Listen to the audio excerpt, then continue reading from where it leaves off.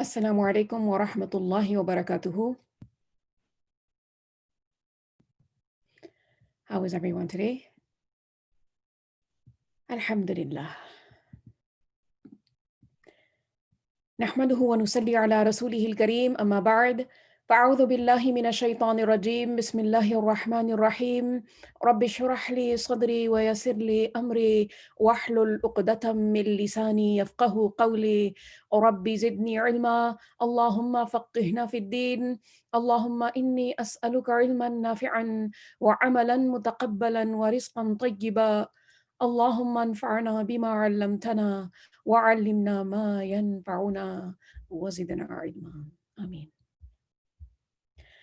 Lesson number 288, Surah al-Mulk, verses 1 to 30. Let's begin by taking a look at the translation. Bismillahir Rahmanir Rahim. Tabaraka. He is ever perfectly blessed. He is ever perfectly pure. He is ever perfectly exalted. Alladhi, the one who, biyadihi, in his hand alone, al-Mulk is the dominion. Wahuwa, and he, ala, over, kulli, every, shay'in, thing, qadir, is ever able. Alladhi, the one who, khalaqa, he created, al-maut, the death, wal-hayat, and the life, liyabluwakum, so that he puts you all to trial. Ayyukum, which of you all, ahsanu is best, amala, in deeds. Wahuwa, and he, al-aziz, is the ever almighty, al-ghafur, the ever forgiving. Alladhi, the one who, khalaqa, he created, sab'a, 7, samawat, skies, tibaqa, as layers. Ma, not, tara, you see, fi, in, khalq, creation, ar-Rahman, of the extremely merciful, min tafawut, any disparity at all. Farji', so you return, al-basar, the sight. Hal, do, tara, you see, min futur, any breaks at all. Thumma, then, irji', you return, al-basar, the sight. Karratain, returning again and again. Yanqalib, it will turn back. Ilayka, to you, al-basar, the sight. Khasi'a, as one that is defeated. Wahuwa, while it, hasir, is one that is tired. Walaqad, and surely, indeed, Zayyanna, we adorned, as-sama, the sky, ad-dunya, the worldly, bimasabih, with lamps, waja'alnaha, and we made them, rujuma, things to be cast, lishayatin, towards the shayatin. Wa'a'tadna, and we have prepared, lahum, for them, adab, punishment, as-sa'ir, of the flaming fire.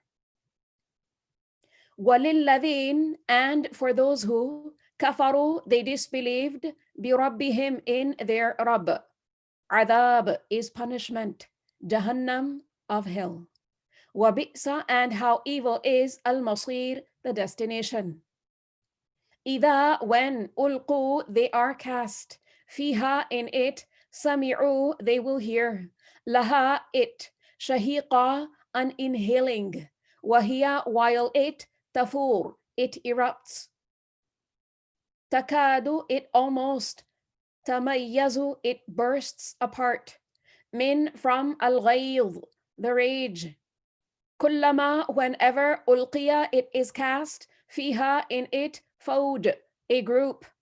Sa'alahum khazanatuha, its keepers will ask them, alam ya'tikum, didn't he come to you all, nadhir, a warner? Qalu, they will say, bala, yes indeed, qad, indeed, ja'ana nadhir, a warner came to us. فَكَذَّبْنَا, but we belied. وَقُلْنَا, and we said, مَا, not, نَزَّلَ اللَّهُ, Allah sent down, مِن شَيْءٍ, anything at all. In, not, antum, you all, illa, are except, fi, in, ضلال, misguidance, kabir, ever great.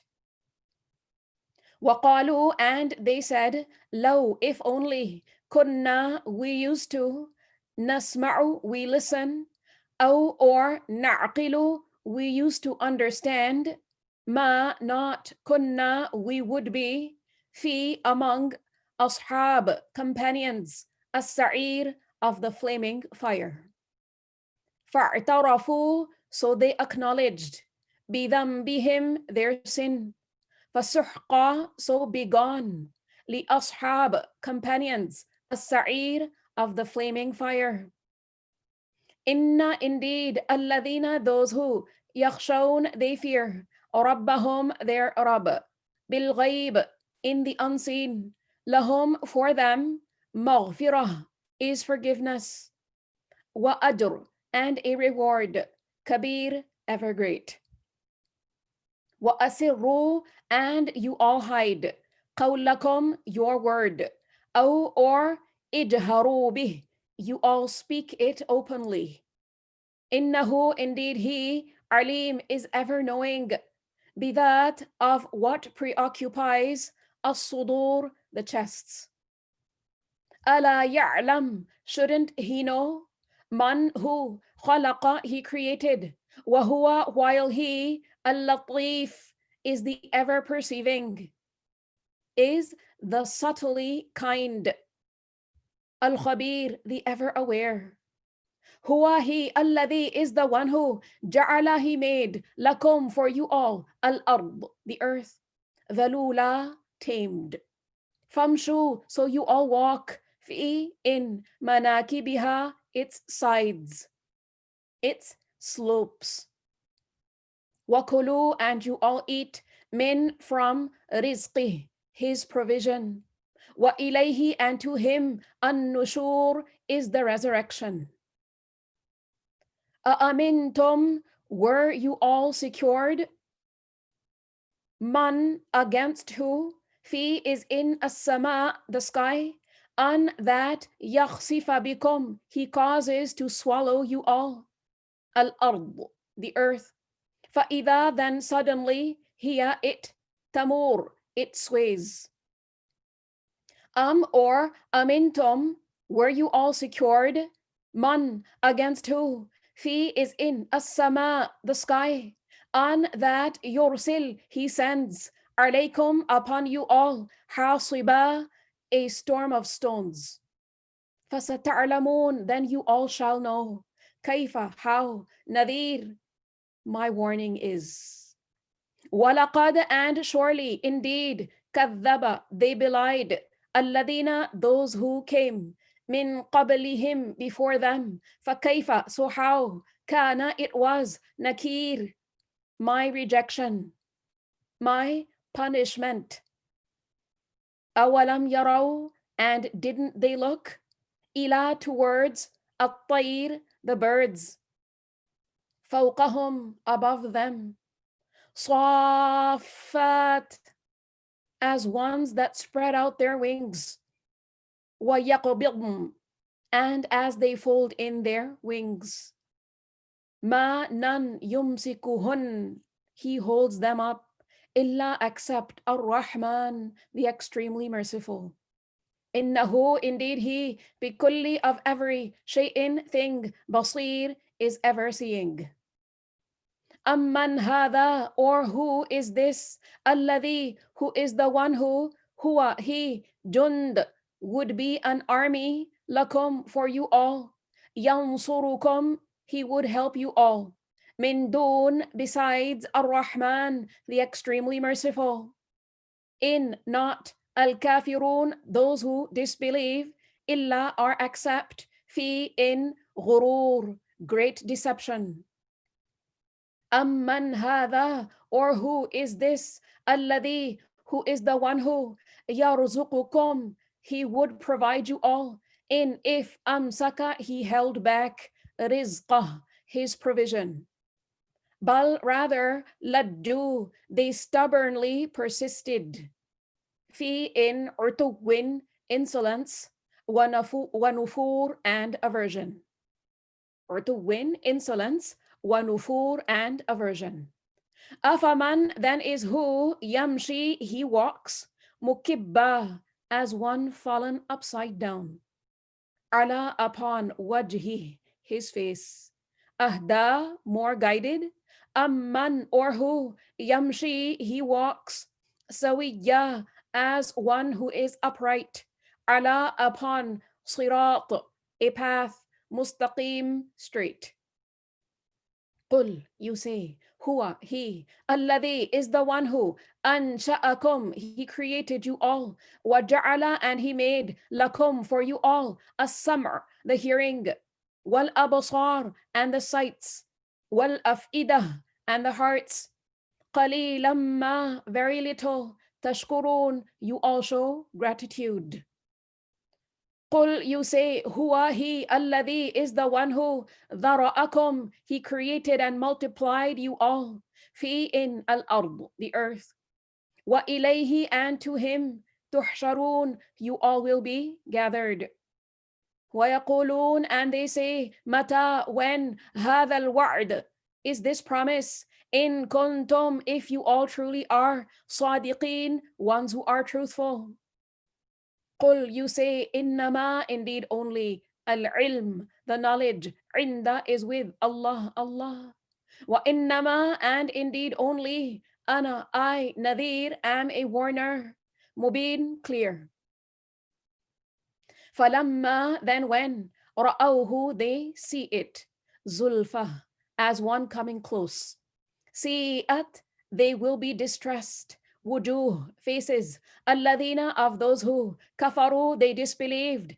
Waqila, and it will be said, hadha, this, alladhi, is that which, kuntum, you all used to, bihi tadda'un, you all call for it. Qul, you say, ara'aytum, did you all consider, in, if, ahlakani Allah, Allah destroys me. Ahlakani Allah, Allah destroys me. Waman, and whoever ma'ya is with me. Aw, or rahimana, he shows mercy to us. Faman, then who? Yudiru, he will protect. Al-kafirin, those who disbelieve. Min, from adab, a punishment. Aleem, ever painful. Qul, you say, Huwa, he, Ar-Rahman, is the extremely merciful. Amanna, we have believed, bihi, in him, wa alayhi, and upon him, tawakkalna, we have put our trust. Fasata'lamun, so you all shall know. Man, who, huwa, he, fi is in, dalal, misguidance, mubin, clear. Qul, you say, ara'aytum, did you all consider, in if asbaha ma'ukum, your water becomes ghawra, sunken. Faman, then who? Ya'tikum, he will bring you all. Bima, in water. Ma'in, one that is flowing. Okay, let's listen to the recitation of these verses. أعوذ بالله من الشيطان الرجيم بسم الله الرحمن الرحيم تبارك الذي بيده الملك وهو على كل شيء قدير الذي خلق الموت والحياة ليبلوكم أيكم أحسن عملا وهو العزيز الغفور الذي خلق 7 سماوات طباقا ما ترى في خلق الرحمن من تفاوت ارجع البصر هل ترى من فطور ثم ارجع البصر كرتين ينقلب إليك البصر خاسئا وهو حسير ولقد زينا السماء الدنيا بمصابيح وجعلناها رجوما للشياطين وأعتدنا لهم عذاب السعير وللذين كفروا بربهم عذاب جهنم وبئس المصير إذا ألقوا فيها سمعوا لها شهيقا وهي تفور تكاد تميز من الغيظ كلما ألقي فيها فوج سألهم خزنتها ألم يأتكم نذير قالوا بلى قد جاءنا نذير فكذبنا وقلنا ما نزل الله من شيء إن أنتم إلا في ضلال كبير وقالوا لو كنا نسمع أو نعقل ما كنا في أصحاب السعير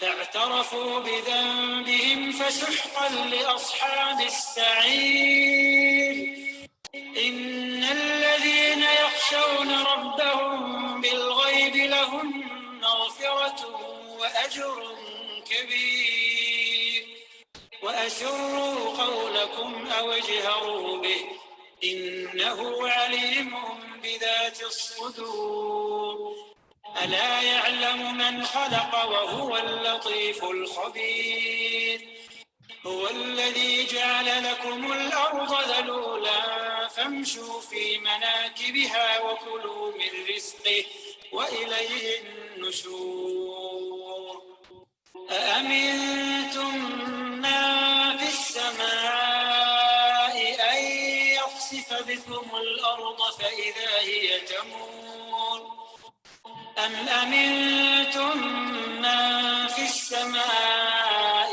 أن يرسل عليكم حاصبا فستعلمون كيف نذير ولقد كذب الذين من قبلهم فكيف كان نكير أولم يروا إلى الطير فوقهم صافات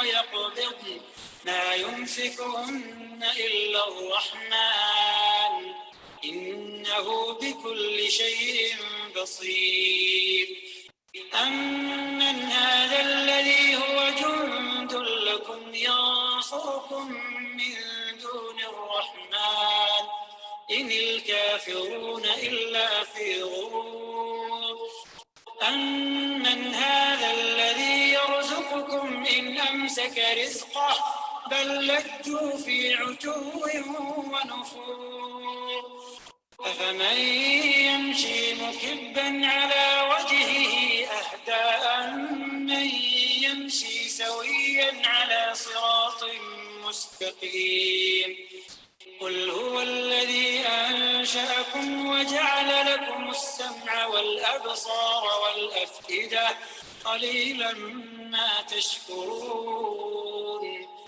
قل هو الذي ذرأكم في الأرض وإليه تحشرون ويقولون متى هذا الوعد إن كنتم صادقين قل إنما العلم عند الله وإنما أنا نذير مبين فلما رأوه زلفة سيئت وجوه الذين كفروا وقيل هذا الذي كنتم به تدعون قل أرأيتم إن أهلكني الله ومن معي أو رحمنا فمن يجير الكافرين من عذاب أليم قل هو الرحمن آمنا به وعليه توكلنا فستعلمون من هو في ضلال مبين قل أرأيتم إن أصبح ماؤكم غورا فمن يأتيكم بماء معين Lesson number 288, Surah al-Mulk, verses 1 to 30. Surah al-Mulk is a Makki surah. It contains 30 verses, approximately 330 words, and approximately 1,313 letters. Al-Mulk means the dominion, the kingship, the sovereignty, the rule of the supreme king above whom there is no authority. This surah, Surah al-Mulk, was revealed during the initial stages of the prophethood of Rasulullah sallallahu alaihi wasallam. Rasulullah sallallahu alaihi wasallam said, "Inna suratan fil Qur'ani thalathina ayah." Verily, there is a chapter in the Quran which contains 30 verses. شفعت لصاحبها حتى غفر له, that will intercede on behalf of its reciter until he is forgiven. It is تبارك الذي بيده الملك. Blessed is he in whose hand is the dominion.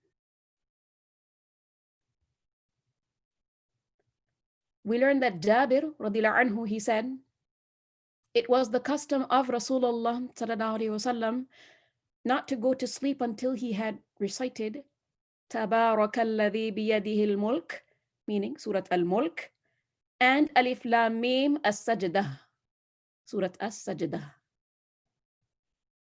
We learn that Rasulullah sallallahu alaihi wasallam, he said, Surah al-Mulk is the protector from the torment of the grave.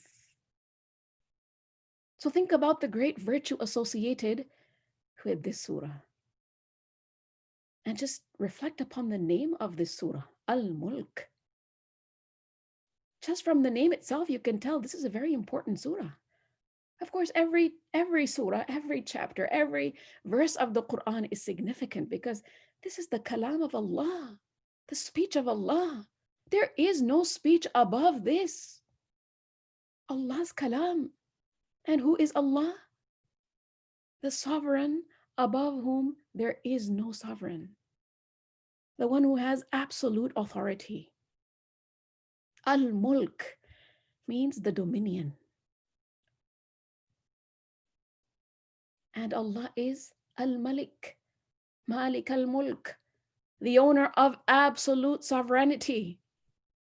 As we learn in Surah Ali Imran, verse number 26, قُلِ اللَّهُمَّ مَالِكَ الْمُلْكِ تُؤْتِي الْمُلْكَ مَنْ تَشَاءُ وَتَنْزِعُ الْمُلْكَ مِمَّنْ تَشَاءُ.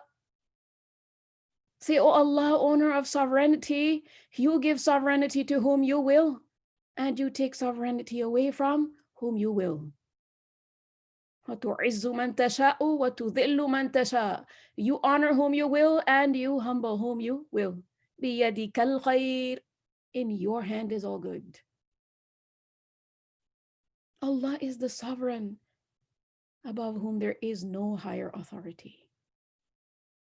In Surah Yasin, we learn in verse number 83, بِيَدِهِ مَلَكُوتُ كُلِّ شَيْءٍ. In his hand is the realm of all things. In Surah Az-Zumar, we learn in verse number 63, لَهُ مَقَالِيدُ السَّمَاوَاتِ وَالْأَرْضِ. To him belong the keys of the heavens and the earth. And think about how vast the earth is. Much of it we still have not really explored, like the depths of the oceans and the depths of certain forests and certain Arctic regions. Much of the earth itself we haven't explored. And think about the vastness of the heavens. To him, to Allah, belong the keys of the heavens and the earth. So think about what Allah's dominion includes. In Surah Al-Munafiqun, we learn in verse number 7, وَلِلَّهِ خَزَائِنُ السَّمَاوَاتِ وَالْأَرْضِ. And to Allah belongs the depositories of the heavens and the earth. Now this surah, Surah Al-Mulk, it focuses heavily on who Allah is, His greatness, His might, His power, His authority. And from this surah, then the last group of surahs begin, the first of which are Makki surahs, and the last of which are Madani surahs. And there is some difference of opinion with regards to some of the surahs in the middle that are the Makki or Madani, but collectively the surahs from al-Mulk to al-Kafirun are Makki surahs, and the last ones are Madani surahs. And the primary theme of this juz is conveying the message of the truth, the message of Allah's oneness, the Qur'an, to all of mankind. So the main theme is da'wah ila Allah, inviting towards Allah. And if you recollect, the main theme of the previous juz was supporting the deen of Allah. And included within supporting the deen of Allah is to, first of all, understand the deen of Allah, accept the deen of Allah, and then support it, follow it. And this juz, it heavily focuses on da'wah ila Allah, inviting towards Allah. And think about this, inviting towards Allah. A person can only fulfill this responsibility when it is that they actually know who Allah is. They recognize His greatness. Because if you are trying to invite others towards the one who you don't really know yourself, then what will you even say to others, right? And how much impact will what you're saying even have? And this is why in this juz you will find much mention of the attributes of Allah, who Allah is, because this is the first step. This is the first step in any kind of da'wah initiative, calling people towards Allah. You have to understand who you are inviting towards. You're inviting towards Allah, whose sovereignty is supreme, it's absolute, whose mercy is vast. And when it comes to this responsibility of inviting towards Allah, this is the responsibility of each and every member of the society according to what it is that may be within their capacity. Everybody's capacity is not the same. But we as human beings need to understand our responsibilities, our roles, who we are, why we've been created. And we cannot understand this without understanding who created us. And He didn't just create us and leave us, He also directed us towards the purpose of our existence, so that we can do what we're supposed to do, so that we can attain salvation. And when you think about this responsibility of inviting towards Allah, Rasulullah sallallahu alaihi wasallam said at the time of the farewell pilgrimage, when he was addressing thousands and thousands of people from the Muslim Ummah, he said to them, "Ballighu anni walau ayah." Convey from me, meaning what it is that you're learning from me, convey, even if it is that it's one ayah. So it's an individual responsibility and also a shared responsibility, that this message of the oneness of Allah reaches as many people as possible. This is our responsibility. And we need to understand what we're inviting others towards. We're inviting them towards acknowledging Allah's oneness and becoming loyal to Him. And so we need to ask ourselves, how much of this message, the message of our Creator, the one we have to return back to, how much of His message do we even understand? And then we need to ask ourselves, what steps have we taken to try to understand this message better? To try to understand the speech of our Lord? And what effort have we exerted in ensuring that others hear this message also? Bismillahir Rahmanir Rahim. Tabarakalladhi biyadihil mulk. Blessed is He in whose hand is dominion. Wa huwa ala kulli shay'in qadir. And He is over all things competent. Tabarakalladhi, blessed is he. Perfectly blessed, perfectly pure, perfectly exalted is he, in whose hand is dominion, and he is over all things competent. Now, when you look at this word tabaraka, the term tabaraka, it is from the root letters ba, ra, kaf. And the term baraka, it means ziyada, which is increase, and numuv. What is numuv? Numuv is growth. So baraka is ziyada, increase, and numu, which is growth. And baraka also means al-khayrul kathir al-thabit, abundance of khayr, abundance of good that is lasting or established.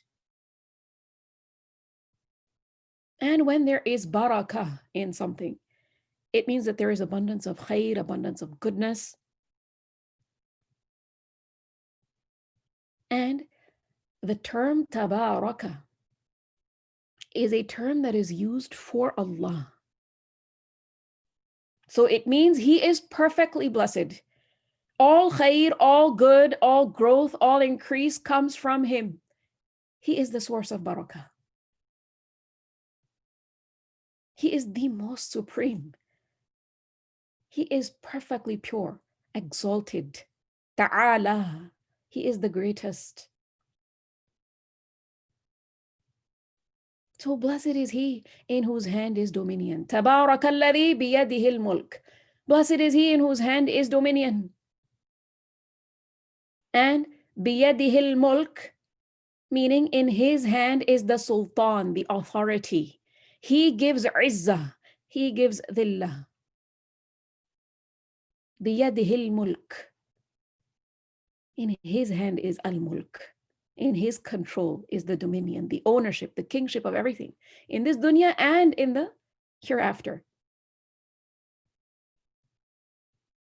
So it all belongs to him in terms of complete ownership and control. وَهُوَ عَلَى كُلِّ شَيْءٍ قَدِيرٌ, and he is over all things competent. تَبَارَكَ الَّذِي, blessed is he. Who? Allah. بِيَدِهِ الْمُلْك, in whose hand is dominion. All authority, control, supremacy belongs to him. All kinds of khair, all kinds of goodness is in his hands.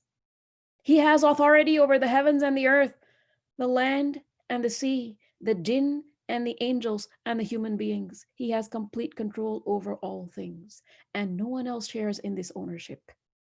وَهُوَ عَلَى كُلِّ شَيْءٍ قَدِيرٌ, and he is over all things competent. He can do everything and anything. Nothing is difficult for him. So he is not only khaliq, creator, but he is also malik. He has everything under his control.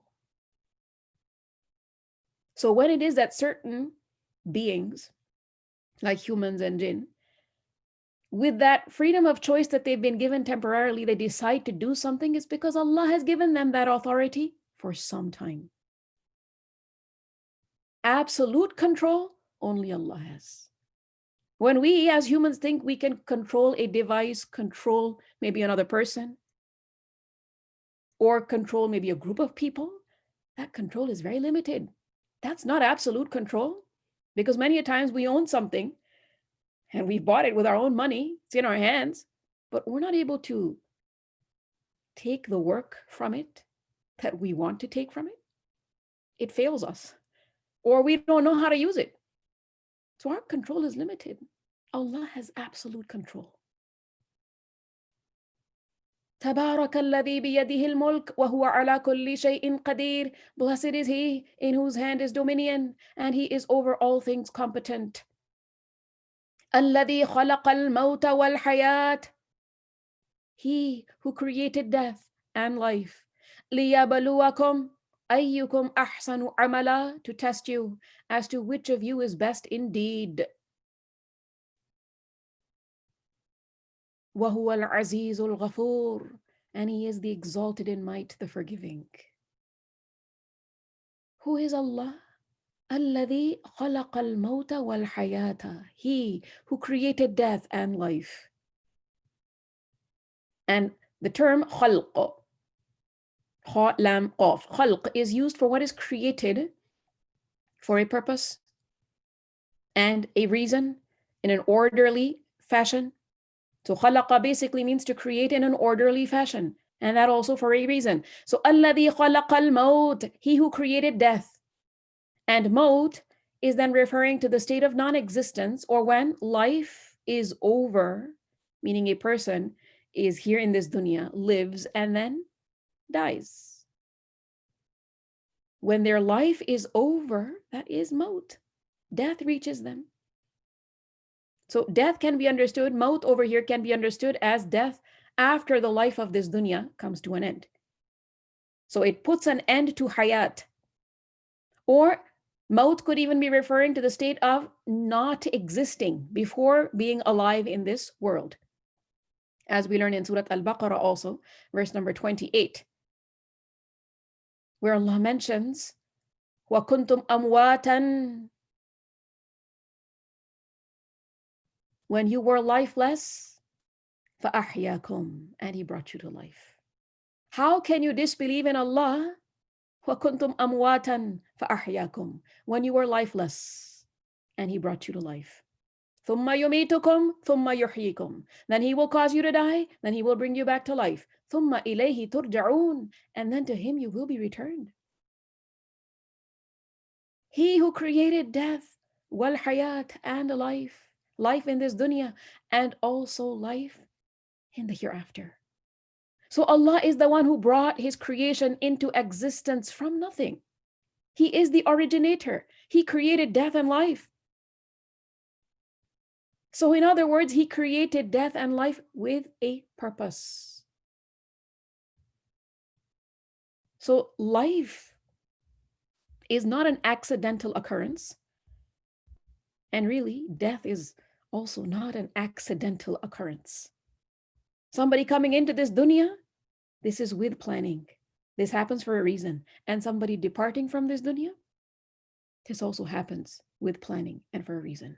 This is all for a reason, life and death. It's not accidental. It's not haphazard.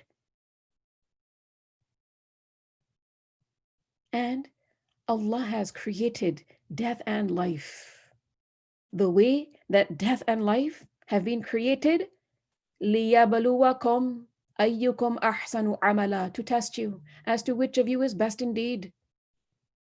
لِيَبْلُوَكُمْ, this lam here in the beginning, لِيَبْلُوَكُمْ, this is lam of ta'leel. It's giving us the cause or the justification. لِيَبْلُوَكُمْ, death has been created the way it has been created, and life has been created the way it has been created to test you. لِيَبْلُوَكُمْ. And this term, يَبْلُوَكُمْ, is from balam wabu, bala yablu. It means to test or try. To test you. أَيُّكُمْ أَحْسَنُ عَمَلًا, as to which of you is best indeed. And the term أحسن from ha, sin, nun. Ahsan is a word of the superlative degree in the meaning of best. Not just good, fair, satisfactory, below average, but best. أحسن عَمَلًا. To test you as to which of you is best indeed, meaning who is best in using the intellect, the faculties, the one who is best in terms of avoiding the prohibitions of Allah and swiftly, promptly obeying Allah, consciously avoiding whatever it is that Allah is displeased with. أَيُّكُمْ أَحْسَنُ عَمَلًا. And why does He test you? So that through this test, Allah sees who is worthy of His masterpiece, Jannah. And for entry into that Jannah, people have to adopt certain behaviors and characteristics. They have to think a certain way. They have to perform deeds a certain way. They have to bring beauty into their character, their thought process, their deeds, their intentions, their striving, their sabr. And that is why Allah mentions, أَيُّكُمْ أَحْسَنُ عَمَلًا, which of you is best indeed. So why did we come to this dunya? We have been created to worship Allah, and we're in this dunya because we are going to be tested here. Before coming to this dunya, we were in, a state of like non-existence. Kuntum amwata. Kuntum amwata. And then we were given life, and then we will die. But death is not the last stage. Thumma yuhyikum. And there is life after death. Why? So that Allah sees who was successful in the test, who really did worship Him, who is going to be admitted into paradise. الذي خلق الموت والحياة ليبلوكم أيكم أحسن عملا. He who created death and life to test you as to which of you is best indeed. And what is أحسن عمل? أحسن عمل is not just, anything and everything that we think is beautiful and nice and fancy as per our thinking, our imagination, or what, shaitan sometimes adorns and makes very glamorous and beautiful. Because shaitan does adorn deeds, right? As we learn in Surah Al-Anfal, verse 48, زَيَّنَّ لَهُمُ الشَّيْطَانُ أَعْمَالَهُمْ. زَيَّنَ لَهُمُ الشَّيْطَانُ أَعْمَالَهُمْ. Shaitan made their deeds pleasing to them. And also in Surah Al-Kahf, we learn in verse number 104, وَهُمْ يَحْسَبُونَ أَنَّهُمْ يُحْسِنُونَ صُنْعًا. While they think that they're doing well in work, certain people are just doing so many things, but they're doing them all the wrong ways, thinking they're doing excellent stuff. They're doing well. So sometimes, we just imagine something to be really beautiful, although it's not. Shaitan adorns certain deeds, and they're not actually beautiful deeds. So what people just kind of imagine as being good or beautiful, or what shaitan beautifies, is not ahsan amal. So then what is ahsan amal? Those deeds which are really good in the sight of Allah, that Allah is pleased with. So ahsan amal is ahsan amal. It's really beautiful when it is that the intention behind the amal, the action, is good. There has to be sincerity. The good deed has to be done for the sake of Allah. So, number one, there has to be sincerity in any ahsan amal to even be ahsan amal. There has to be sincerity. One has to do it for the sake of Allah. And number two, the amal, the deed, the action, it has to be performed in accordance with the sunnah of Rasulullah sallallahu alaihi wasallam, the prescribed methodology. Because Allah made him, meaning Rasulullah sallallahu alaihi wasallam, the best example for us. Uswatun hasana. Exemplary role model for us to emulate. So unless our deeds are in accordance with the way of Rasulullah sallallahu alaihi wasallam, our deeds cannot really be beautiful. So in our manner of speaking, we need to be mindful. Are we speaking in a truthful way? Are we speaking in a way that we understand that Allah is fully aware of everything we say? And do we try to follow the sunnah closely, even in our speech, in the way we speak? And then also think about, dealings with other people. When we're dealing with other people, do we keep in mind that Allah is fully aware of everything we're doing? And are we adopting the sunnah methodology in dealing with other people? And we need to really think about, who do we take as a role model?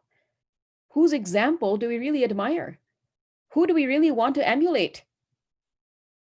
And when we understand that the way, the method of Rasulullah sallallahu alaihi wasallam is in fact the best way, the best method, that's what we should try to follow. That is what brings beauty into our lives. الذي خلق الموت والحياة ليبلوكم أيكم أحسن عملا. He who created death and life to test you as to which of you is best indeed. And notice here the emphasis is on أيكم أحسن عملا, not أكثر عملا, who is most in deeds in terms of quantity, numbers. So what do we learn from this? Even if the deeds are seemingly less in numbers, but they're done with sincerity and they're done following the best methodology, which is the way of Rasulullah sallallahu alaihi wasallam, those deeds are better than the deeds that are done without sincerity, without following the sunnah methodology, And it's just the quantity is so great of those deeds. And here Allah mentions, لِيَبْلُوَكُمْ, to test you. We're all being tested. Our tests may not be exactly the same, but we're all being tested. And being tested includes, being tested through something painful, a loss, a difficulty, a period of confinement. And a test could also be in the form of a huge blessing, a really good news that reaches you, big achievement. We're all being tested, and our tests are different. But the one who is testing us is the one who created us, the one in whose hands is all control, all authority. You see, when it is that you have some kind of a test or exam at school or at a university, what do? You prepare for it, right? And to prepare, you need to study, you need to gain knowledge. So if it is that you have, for example, a chemistry exam, so you study the subject matter, you study chemistry. You don't start studying French because the exam is about chemistry. You study the subject matter. You use the correct textbook. You access the content the examination is all about as well as you possibly can. And you have to follow a discipline. And you have to develop the right mindset and the attitude in order to achieve success. Because if your attitude is messed up just before the exam, you may have the right textbook in front of you. You may have a very conducive environment all around you. You may know exactly when the test begins, and you're just wasting time because your attitude is not correct. Your approach is not correct. So to pass an exam in this dunya, you have to have the right subject matter at hand. You have to discipline yourself. You have to have the right mindset and the attitude also. The test has to matter to you. Likewise, if we want to live our lives according to the sunnah of Rasulullah sallallahu alaihi wasallam, we must know what the sunnah is. Because it cannot be that you pass an exam without putting in any effort and without studying. And it's not only theoretical knowledge, but the practical aspect also that matters, right? In many examinations. So your attitude and your actions in life should be according to the most correct and sound knowledge. Allah did not just create people and leave people in the dunya amidst all these tests just to flounder around and just end up somewhere or escape. He arranged for them guidance through books, divine revelation, and he gave them practical examples through the messengers. He sent messengers, human messengers that humans could relate to. And then in particular, the last and final messenger, Rasulullah sallallahu alaihi wasallam, who shows us how it is that we are to act upon the teachings of the Qur'an. Therefore, we must understand and know the reality of this life. Why are we sent here? What is our purpose? What should we do? What is expected of us? الذي خلق الموت والحياة ليبلوكم أيكم أحسن عملا. He who created death and life to test you as to which of you is best indeed. وهو العزيز الغفور. And he is the exalted in might, the forgiving. So a person shouldn't think that they can just live in this dunya the way they want to and they're not going to be taken to account. Allah is Al-Aziz, exalted in might, ever almighty. But alongside that, he is also Al-Ghafur, the ever forgiving, most forgiving towards those who turn to him in repentance. الذي خلق الموت والحياة ليبلوكم أيكم أحسن عملا وهو العزيز الغفور. He who created death and life to test you as to which of you is best indeed, and he is the exalted in might, the forgiving.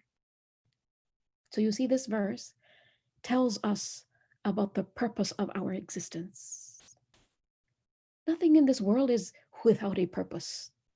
As we're reminded in Surah Ad-Dukhan, verses 38 and 39. وَمَا خَلَقْنَا السَّمَاوَاتِ وَالْأَرْضَ وَمَا بَيْنَهُمَا لَاعِبِينَ مَا خَلَقْنَاهُمَا إِلَّا بِالْحَقِّ وَلَكِنَّ أَكْثَرَهُمْ لَا يَعْلَمُونَ.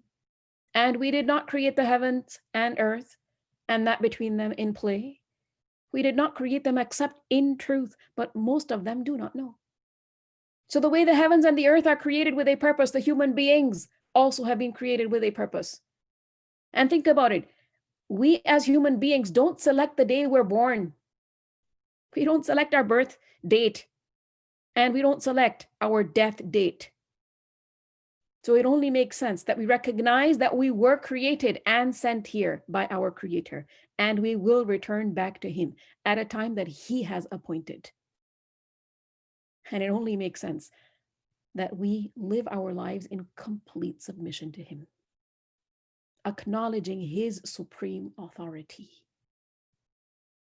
understanding that al-Mulk is in His hand alone, and understanding our purpose of existence also. And for this, we need guidance from Him that He has arranged. See, the one who has dispersed human beings throughout this world will gather them one day, and He will question them. He will take them to account, and then He will either punish them or reward them. In Surah Al-Insan, we learn in verse number 2, إِنَّا خَلَقْنَا الْإِنسَانَ مِن نُطْفَةٍ أَمْشَاجٍ. Indeed, we created man from a sperm drop mixture. نَبْتَلِيهِ, that we may try him. فَجَعَلْنَاهُ سَمِيعًا بَصِيرًا, and we made him hearing and seeing. So these faculties of, vision and the ability to hear, the ability to communicate and process information, all of this that we've been given is for a reason. And compared to many other creatures, people have an intellect. They have a perception that's unique in comparison to many other types of creatures. And therefore, they are tested. Using this intellect and these faculties, do we recognize our Creator? Are we grateful to Him? Do we worship Him? Do we surrender before Him? Do we obey His laws that He has determined for us? In Surah Al-Dhariyat, we learn in verse 56, وَمَا خَلَقْتُ الْجِنَّ وَالْإِنسَ إِلَّا لِيَعْبُدُونَ. Allah mentions this so clearly, and I did not create the jinn and mankind except to worship me. So Allah will see who is obedient to Him in this life and who isn't. أَيُّكُمْ أَحْسَنُ عَمَلًا. And also keep in mind that amal is mentioned here. Amal encompasses a broad spectrum of our lives. So whatever a person does, whether it is thinking about something, or it's speaking about something, or it's reacting to what somebody else is doing or saying, all of this is amal. Even if it is that, a person is sitting alone, quietly, logging into a class and listening in order to understand the kalam of Allah. This is amal. Ask yourself, if you're doing this amal, how are you doing it? Why are you doing it? And bring beauty into that amal. If someone is taking impact from what it is that they're learning, and they're deciding to fully focus on what they're learning and minimize distractions, this is amal. Ask yourself, if you're doing this amal, how are you doing it? Why are you doing it? For whom are you doing it? If a person is inviting other people to come and join and understand and also benefit, this is also amal. If you're doing this amal, ask yourself, how are you doing it? Why are you doing it? If a person is making an important life decision that, I want to focus, I want to dedicate a portion of my life, my time, my resources to learn Allah's kalam. I'm going to study this. I want to learn more. This is amal. And if it's just the intention that you have, this is amal. Ask yourself, why are you doing what you're doing? How are you doing what you're doing? We are being watched all the time. We're all under surveillance. And we will be shown what it is that we actually did. So every single action is seen. And keep in mind, people are tested in all types of situations. They're tested in love, in hatred, in anger, in grief, sadness. A person's silence is an action. Talking is an action. Laughing is an action. Crying is also an action. Silently remembering Allah, thinking about His vast mercy, is also an action. And many a times, you're waiting, right? You're waiting. And so you're not really actively doing something. You're maybe sitting, you're listening, you're pondering, you're thinking, you're waiting. So in that waiting time, what do? How can you make that waiting time ahsan amal? By remembering Allah. By remembering Allah, engaging in the remembrance of Allah. Now you see in these two verses in the beginning of the surah, we're informed that all dominion belongs to Allah. And then we are told that He created life and death to test us as to which of us is best indeed in action. And then at the end, a reminder that He is the most forgiving and the most merciful. Even if it is that we have made a firm intention to bring more quality into whatever we're doing, more beauty into whatever we're doing. Perhaps the last time we studied or recited Surah al-Mulk with understanding, we decided we're going to bring beauty into our life, beauty into our actions. We're going to focus on the quality improvement, right, in our lives. And then we forgot, or we ended up losing focus. So while we invest in ways to bring more quality into our actions, we must rely upon Allah's mercy and seek His forgiveness regularly. Where would we be without that? If Allah did not give us tawfiq to do what we're doing right now, we would have been doing something else. And would that have been ahsan amal? So even now, if it is that we're given tawfiq to do something good, it is only because Allah has mercy on us that He's giving us this tawfiq. We need to bring more beauty into what we're doing, more sincerity. And we need to hold on to the sunnah of Rasulullah sallallahu alaihi wasallam. It is out of His vast mercy that Allah directs us towards knowing about who He is. Who He is. So who is He? الذي خلق سبع سماوات طباقا. The one who created 7 heavens in layers. ما ترى في خلق الرحمن من تفاوت. You do not see in the creation of the most merciful any inconsistency. فارجع البصر. So return your vision. هل ترى من فطور? Do you see any breaks? الذي خلق سبع سماوات. The one who created 7 heavens. طباقا, in layers. Meaning stacked one on top of another.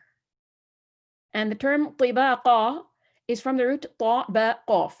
طبق means to place one thing on top of another such that it fits perfectly, such that there is correspondence with regards to size and shape, etc.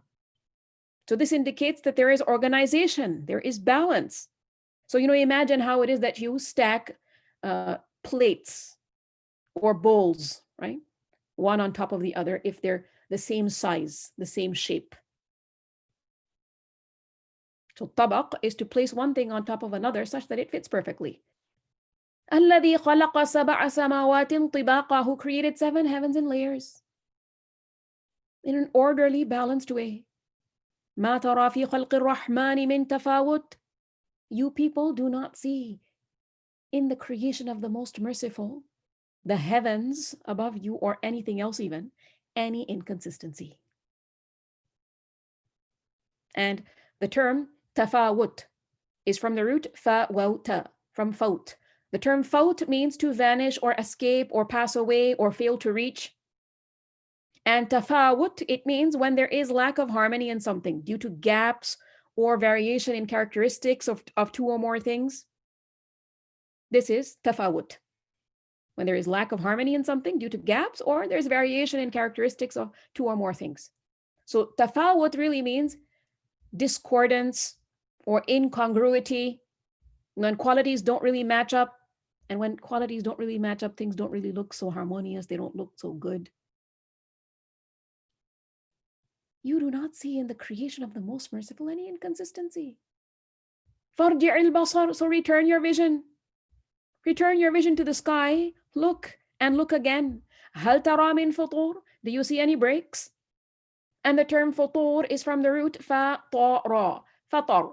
It means to tear something lengthwise for the first time. And then it's used for, a gap or a crack in something. So look at the sky and pay close attention to it. Do you see any flaws, any deficiencies, defects, rifts, gaps, cracks? ثم ارجع البصر, then return your vision كرتين, twice again. ينقلب إليك البصر خاسئا وهو حسير. Your vision will return to you humbled while it is fatigued. The term كرتين is the dual of كرة, from kaf ra ra. And from this root kaf ra ra, we derive the term takrar. Takrar means repetition, recurrence.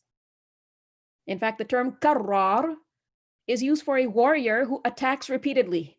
Right? And here karratain, the dual, is used to give the meaning of takthir, abundance.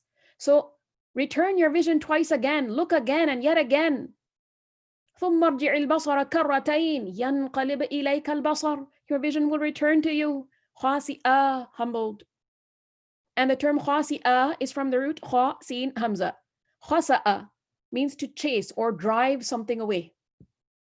خاسئ, the term خاسئ, is used for the one who's rejected. So your vision will return rejected from having found no gaps in the sky, no rifts.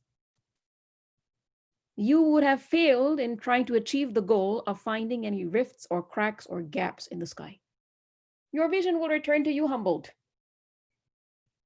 وَهُوَ حَسِيرٌ, while it is fatigued. And the term hasir is from the root ha sin ra. Hasra means regret. And when there is a lot of regret that somebody goes through, it makes them tired, sometimes mentally tired and exhausted, right? So hasir basically means ajiz. When one is tired, feeling weak, so weak that they cannot even complete a task properly. So your vision will return to you humbled while it is fatigued. Meaning your vision will return to you exhausted due to the great amount of repeated looking without being able to detect any deficiency. And if you continuously looked, no matter how much you looked, you wouldn't be able to find any futur, any breaks, rifts, imbalances, any purposelessness in the creation of Allah, because Allah did not create anything without a purpose. And if you think about the lives of people, they're filled with different kinds of shortcomings and inconsistencies. Why? Because people have freedom of choice temporarily that's been given to them. They can make decisions. They have certain choices. Whereas the rest of creation doesn't really have that kind of free will. So the sun, it remains in its orbit. It cannot leave its orbit on its own accord. That one day it says, I don't feel like getting up. I'm not going to rise today. And it doesn't rise. It's not like that. It stays in its orbit, doing what it needs to do. The sea remains within its boundaries. The snow falls the way that it's meant to fall. The stars stay where they're supposed to stay in the universe. So there is discipline and organization in everything. You will not see, these different creations leaving their order. There is no tafawut, nor futur. Just look at the sky. And really look at the sky. In Surah Qaf, we learn in verse number 6, أَفَلَمْ يَنْظُرُوا إِلَى السَّمَاءِ فَوْقَهُمْ كَيْفَ بَنَيْنَاهَا وَزَيَّنَّاهَا وَمَا لَهَا مِنْ فُرُوجٍ. Have they not looked at the heaven above them, how we structured it and adorned it, and how it has no rifts? In Surah Ar-Ra'd, we learn in verse 2, اللَّهُ الَّذِي رَفَعَ السَّمَاوَاتِ بِغَيْرِ عَمَدٍ تَرَوْنَهَا. It is Allah who erected the heavens without pillars that you can see. In Surah Al-Anbiya, we learn in verse 32, وَجَعَلْنَا السَّمَاءَ سَقَفًا مَحْفُوظًا. And we made the sky a protected ceiling. And this is so true. There are meteorites and all kinds of substances flying around in the space above us, but they don't fall upon us. They don't collide with the earth.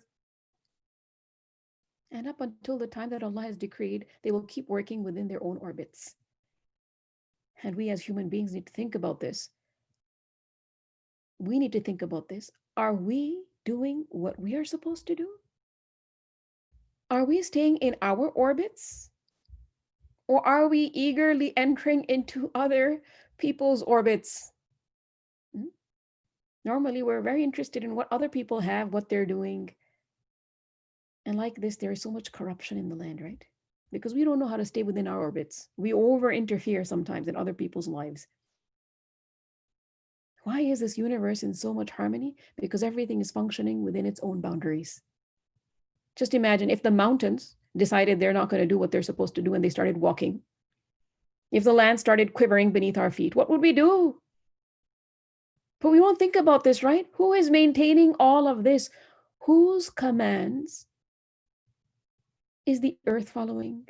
The trees, whose commands are they following? The clouds above us right now, whose commands are they following? They're all following Allah's commands. So what should we do? We should follow Allah's commands. And think about, where you are right now, where you're situated right now. Think about everything above you, some of which you can see, and a lot of it, you cannot see. All of it is obeying Allah. Think about what is below you right now. And there's so much there that, you don't know. All of it is obeying Allah. Think about everything towards your right side, everything towards your left side. It's all obeying Allah. What are you doing? What should you do? And in the previous verse, Allah mentions ahsan amal. And here there is the mention of the sky, the universe, and the harmony that is maintained. So how is ahsan amal? Look at the example in the universe. Examples in the universe. There's so much discipline. Everything is within boundaries and limits and staying within orbit. There is prompt obedience. So a human being should also accept Allah's commands and avoid everything that Allah forbids. A human being shouldn't just follow his desires and do whatever he likes to do. You see, even Allah's legislation teaches us that you are to follow Allah's instructions. So even Hajj, for example, Zakah, Salah, fasting in the month of Ramadan, there are methods prescribed that you have to follow.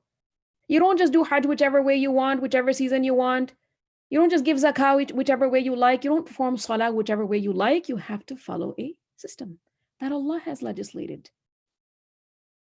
We worship Allah on His terms because that is what is acceptable to Him, because there is no authority above His authority. وَلَقَدْ زَيَّنَّا السَّمَاءَ الدُّنْيَا بِمَصَابِيحٍ. And we have certainly beautified the nearest heaven with stars. وَجَعَلْنَاهَا رُجُومًا لِلشَّيَاطِينِ. And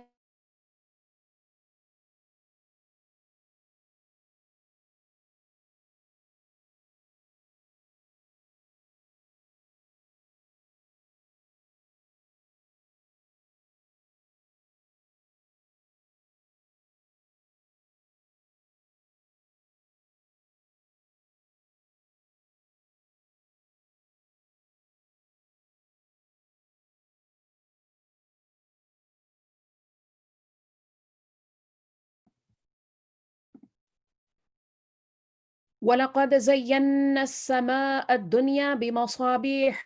And we have certainly beautified the nearest heaven with stars.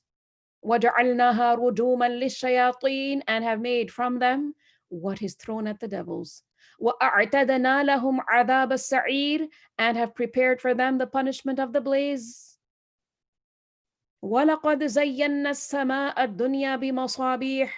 And we have certainly beautified the nearest heaven with stars. The term dunya is from the root dal nun waw. Dunuh means low or near.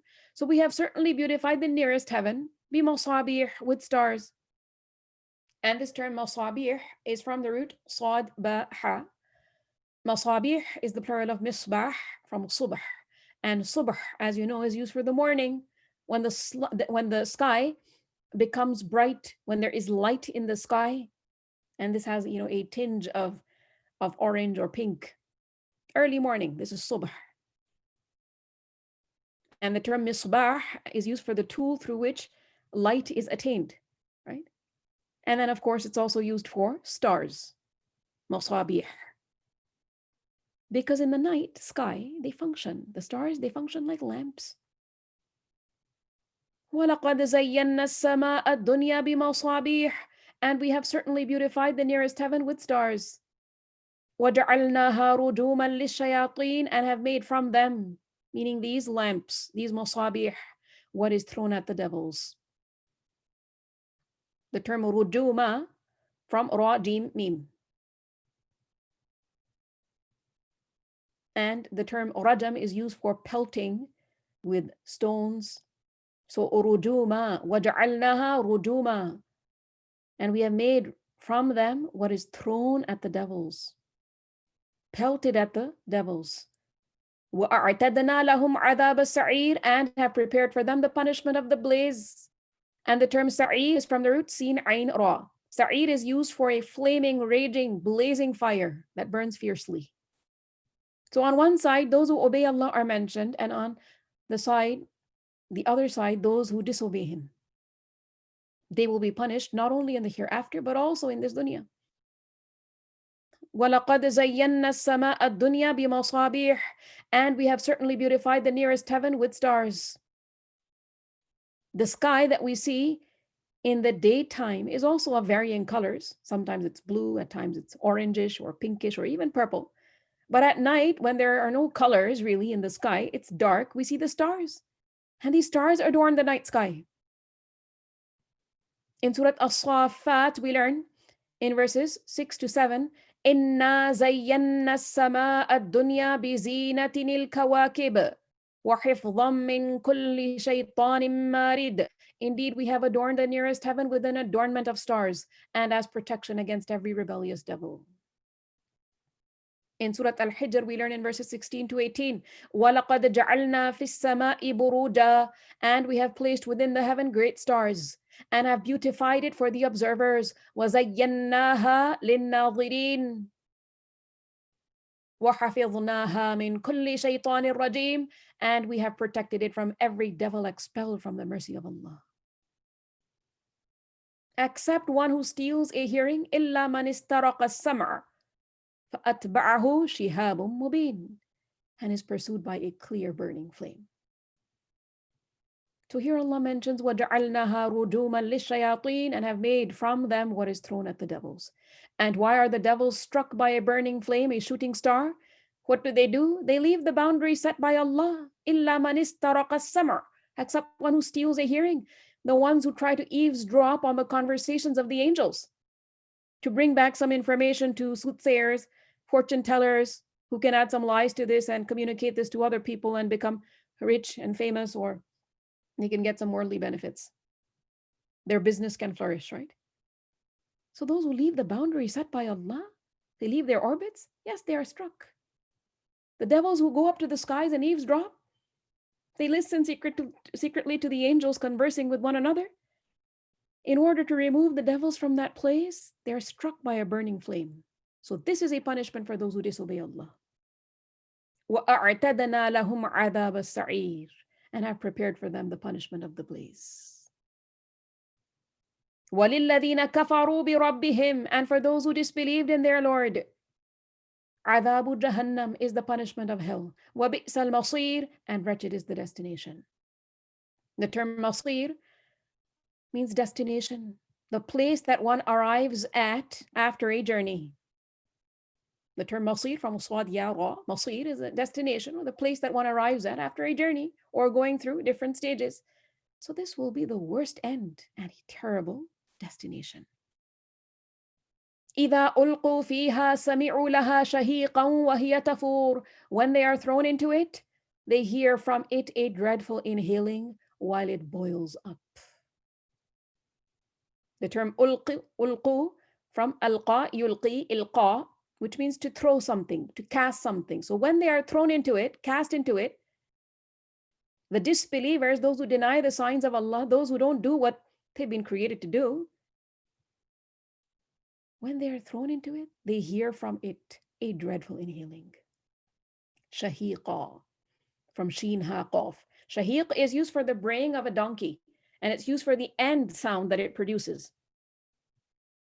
When a donkey brays, the end sound that it generates, that is shahiq, in which there is, the exertion of a lot of effort.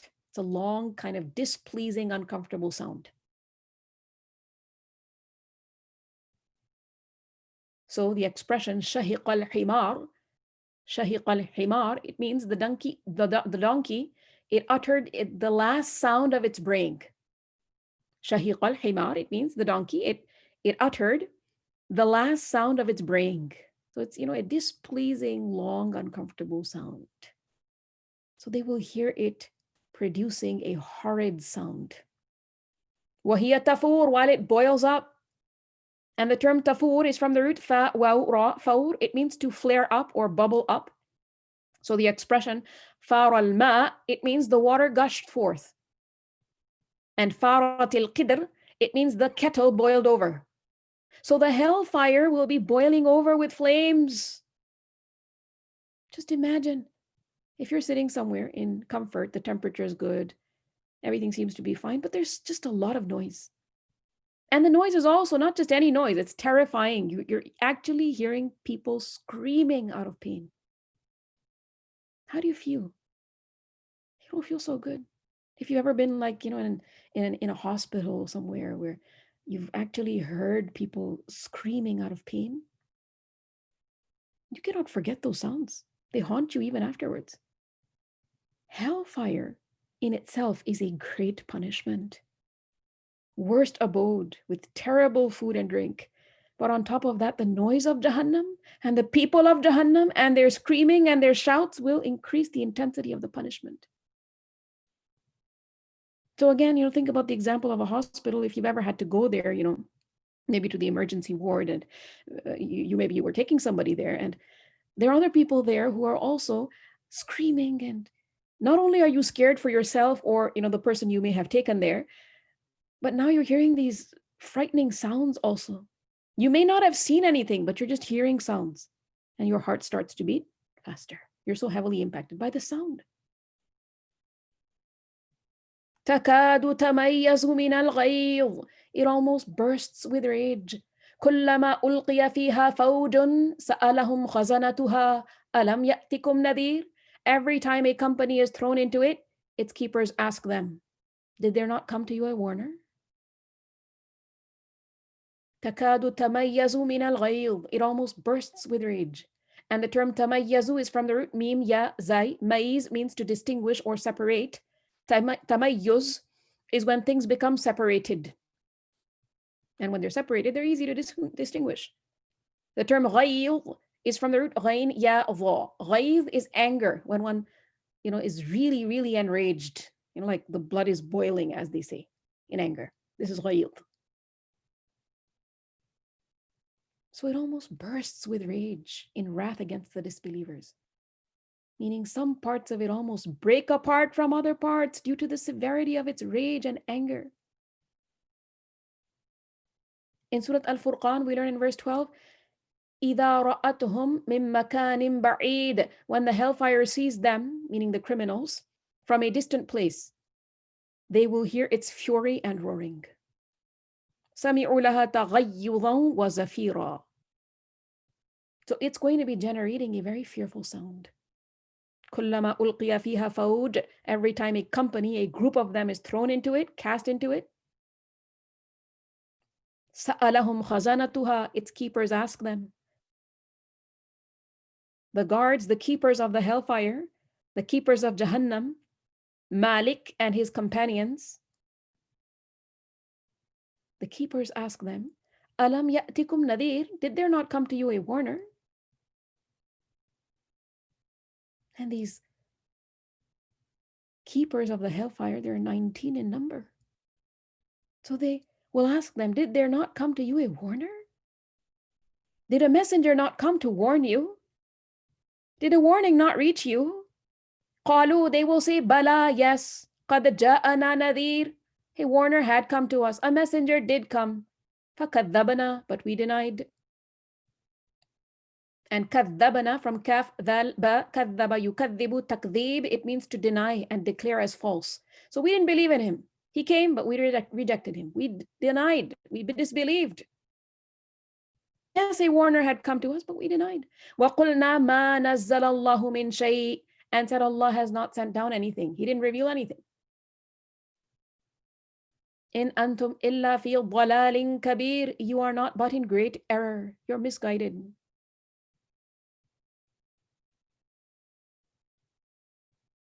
So this can be understood as what it is that the keepers of the hellfire say to the people of hell. or this is a continuation of the ones who are thrown into the hellfire, meaning a continuation of what it is that they say. وَقُلْنَا مَا نَزَّلَ اللَّهُ مِنْ شَيْءٍ. And they said, Allah has not sent down anything. He didn't reveal anything. You are not but in great error. You are misguided. وَقَالُوا, and they will say, لَوْ كُنَّا نَسْمَعْ, if only we had been listening, أَوْ نَعْقِلْ, or reasoning, مَا كُنَّا فِي أَصْحَابِ السَّعِيرِ, we would not be among the companions of the blaze. If only we had been listening, and this listening would have been of comprehension and reflection and acceptance. If only we had been listening, or reasoning. نعقل from aqal. Aqal means intellect. ما كنا في أصحاب السعير. We would not be among the companions of the blaze. But this is the greatest problem with people. They don't want to listen to the truth, sometimes out of stubbornness. Sometimes they think that they're more intelligent than other people. And notice how hearing is mentioned first, then reasoning. Hearing is mentioned first, nasma, and then reasoning, na'aqil. Because if a person doesn't listen correctly, then they won't understand. And when they don't understand, then what happens? There's like a seal over their hearts. Nothing goes in. So to be good learners, we need to be good listeners. And we learn in Surah Al-Baqarah also that Allah describes certain people, and He says, خَتَمَ اللَّهُ عَلَىٰ قُلُوبِهِمْ وَعَلَىٰ سَمْعِهِمْ وَعَلَىٰ أَبْصَارِهِمْ غِشَاوَةٌ. Allah has set a seal upon their hearts and upon their hearing, and over their vision is a veil. This is Surah Al-Baqarah, verse number 7. Then also in Surah Al-Kahf, we learn in verse 57, إِنَّا جَعَلْنَا عَلَىٰ قُلُوبِهِمْ أَكِنَّةً.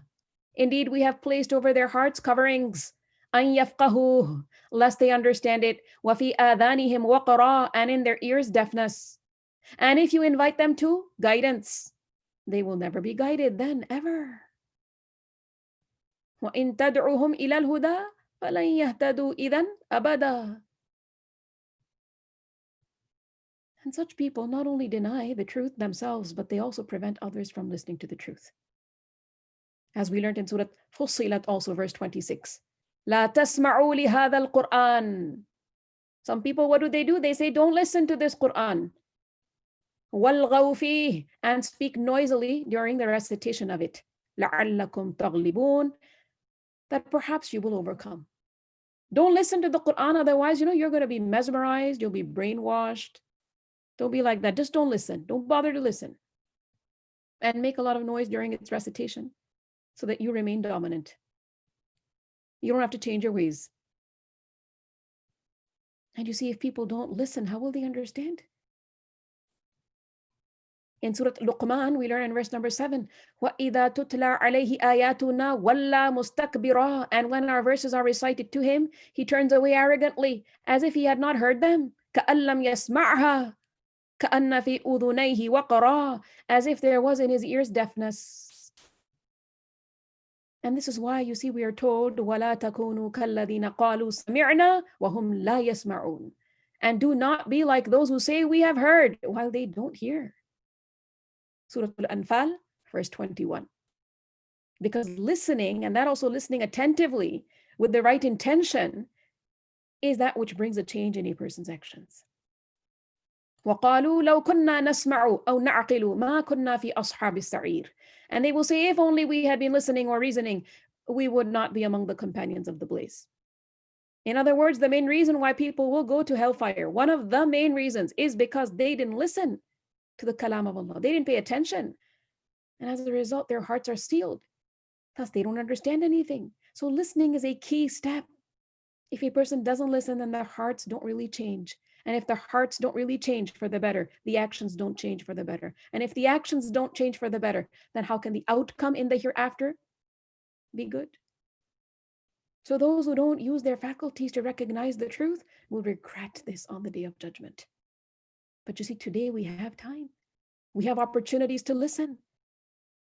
But do we truly listen? Do we really avail of those opportunities? Do we really derive benefit? Or do we just think, oh, if not now, later, if not today, tomorrow? I'll listen, but I'll listen only as much as I can bear, and then, I'll listen to something else.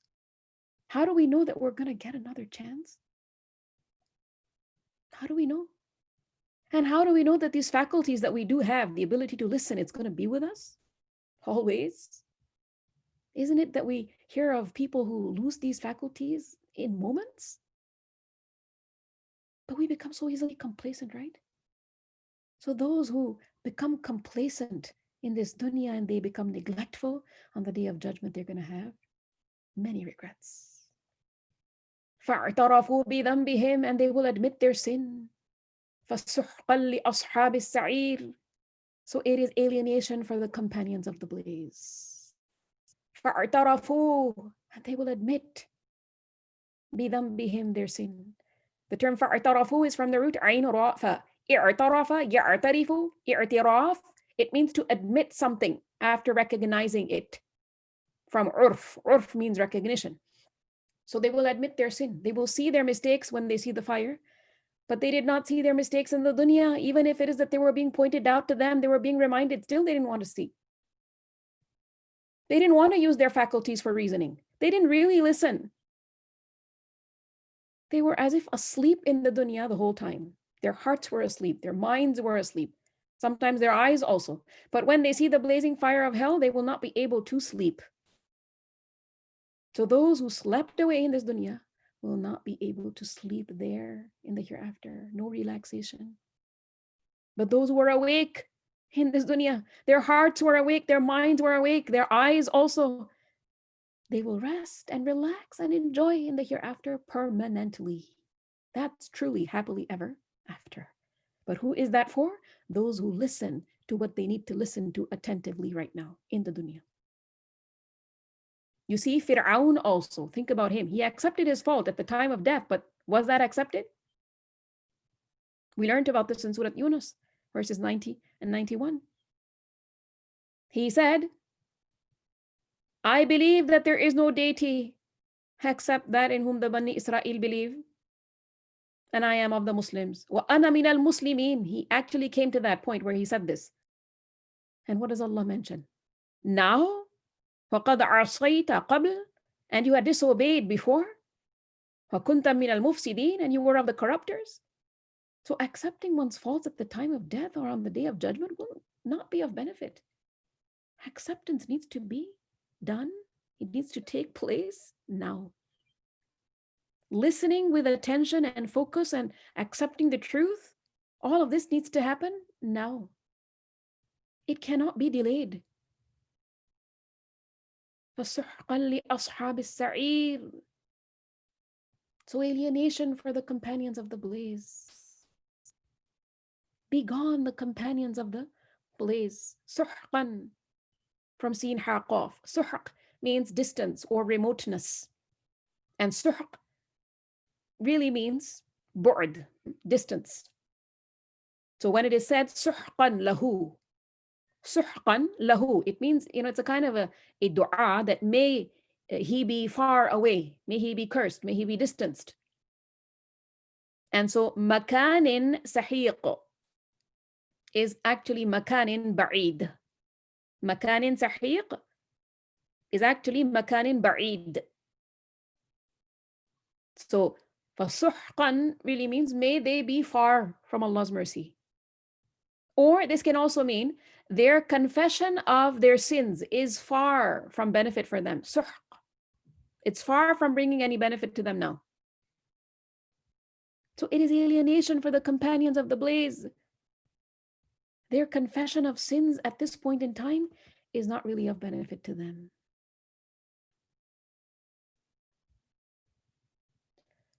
Okay, let's listen to the recitation of these verses.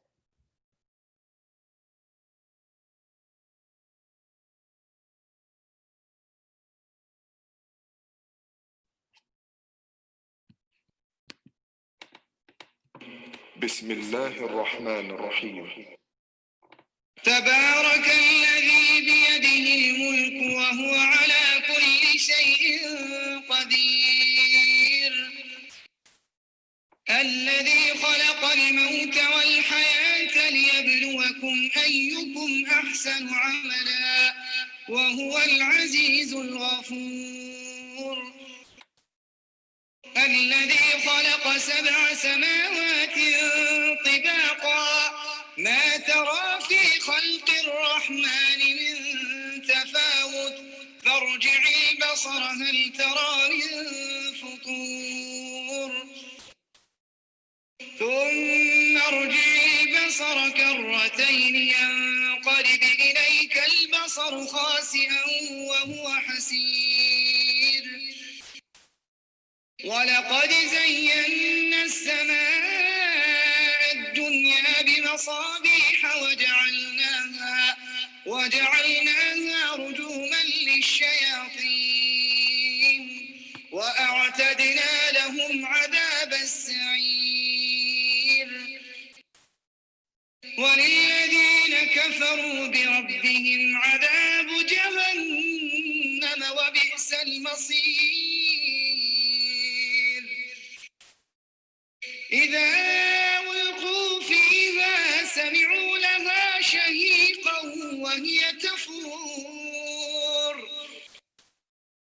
تكاد تميز من الغيظ كلما ألقي فيها فوج سألهم خزنتها ألم يأتكم نذير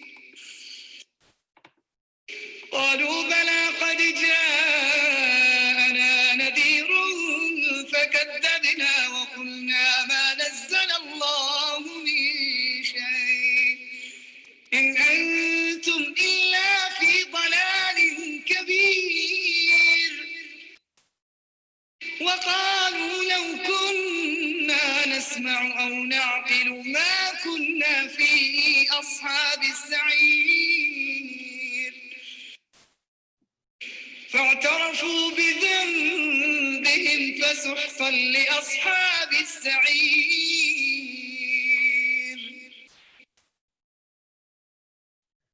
May Allah protect us from anything that takes towards the hellfire. May Allah protect us from all those statements and those actions that take a person towards the hellfire. And may Allah make us of those who are pleased with Him as their Lord, who submit before Him, those who bring beauty into their actions, those who understand their purpose of existence. Ameen. Let's continue from verse number 12. إِنَّ الَّذِينَ يَخْشَوْنَ رَبَّهُمْ بِالْغَيْبِ. Indeed, those who fear their Lord unseen. لَهُمْ مَغْفِرَةٌ, will have forgiveness. وَأَجْرٌ كَبِيرٌ, and great reward. إِنَّ الَّذِينَ يَخْشَوْنَ رَبَّهُمْ بِالْغَيْبِ. Indeed, those who fear their Lord unseen. And what does this mean? Those who fear their Lord بالغيب, unseen, meaning while they are alone, absent from people's supervision or their eyes, while they're alone by themselves in privacy. There's not a single soul along with them, around them, that they can see. Or bilghayb, meaning while it is that they have not seen Allah. Those who fear their Lord without having seen Him. They haven't seen their Lord, but they fear Him. Why? Because they know Him. And in Surah Fatir, we learn in verse number 28, إِنَّمَا يَخْشَى اللَّهَ مِنْ عِبَادِهِ الْعُلَمَاء. Only those fear Allah from among His servants who have knowledge. So what does it mean that they fear Allah unseen? They fear Allah in secret, while they're absent from people's eyes, right? While it is that there's no supervision around.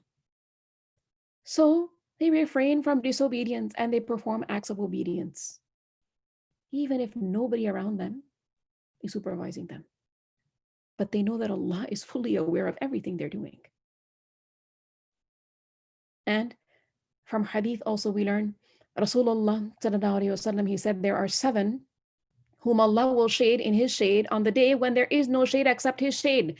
And they are a just ruler, a youth who grew up with the worship of Allah, a person whose heart is attached to the mosques, 2 people who love and meet each other and depart from each other for the sake of Allah, a man whom an extremely beautiful woman seduces for illicit relations, but he rejects this offer and says, I fear Allah, a person who gives in charity and conceals it to such an extent that the left hand does not know what the right hand has given, and a man, رَجُلٌ ذَكَرَ اللَّهَ خَالِيَهُ, who remembers Allah in solitude.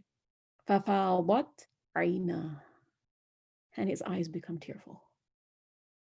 Ask yourself, when was the last time you just thought about Allah's mercy? The vastness of His mercy, His power, His authority, His greatness, His forbearance. And this made you weep? Only that person can fear Allah who recognizes His real greatness. إِنَّ الَّذِينَ يَخْشَوْنَ رَبَّهُمْ بِالْغَيْبِ, indeed those who fear their Lord unseen, لَهُمْ مَغْفِرَةٌ, will have forgiveness, وَأَجْرٌ كَبِيرٌ, and great reward. Their sins will be forgiven, and they will be rewarded abundantly. وَأَسِرُّوا قَوْلَكُمْ أَوْ اجْهَرُوا بِهِ, and conceal your speech or publicize it. إِنَّهُ عَلِيمٌ بِذَاتِ الصُّدُورِ, indeed He is knowing of that within the breasts. أَسِرُّوا قَوْلَكُمْ, conceal your speech, keep it as a secret.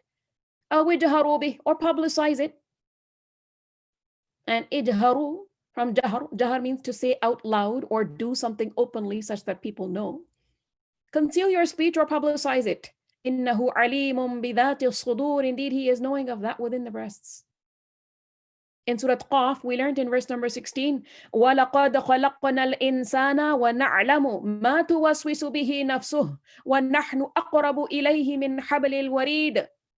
And we have already created man and know what his soul whispers to him, and we are closer to him than his jugular vein. So will Allah not know when you talk about something secretly? Will Allah not know when you hide things from other people? And you keep certain types of thoughts to your own self? وَأَسِرُّوا قَوْلَكُمْ أَوْ اجْهَرُوا بِهِ, and conceal your speech or publicize it. إِنَّهُ عَلِيمٌ بِذَاتِ الصُّدُورِ, indeed He is knowing of that within the breasts. And we learned in Surah Al-Mujadilah, the first verse, قَدْ سَمِعَ اللَّهُ قَوْلَ الَّتِي تُجَادِلُكَ فِي زَوْجِهَا وَتَشْتَكِي إِلَى اللَّهِ. Certainly has Allah heard the speech of the one who argues with you, O Muhammad sallallahu alaihi wasallam, concerning her husband, and directs her complaint to Allah. And Allah hears your dialogue. Indeed, Allah is hearing and seeing. Indeed, Allah is hearing and seeing. And also we learned in Surah Al-Tahrim, also verse number 3, وَإِذْ أَسَرَّ النَّبِيُّ إِلَى بَعْضِ أَزْوَاجِهِ. And remember when the Prophet confided to one of his wives, haditha, a statement, and when she informed another of it, and Allah showed it to him, he made known part of it and ignored a part. And when he informed her about it, she said, who told you this? He said, قَالَ نَبَّأَنِيَ الْعَلِيمُ الْخَبِيرُ. He said, I was informed by the knowing, the acquainted. I was informed by the knowing, al-alim, al-khabir, the acquainted, the one from whom nothing is hidden.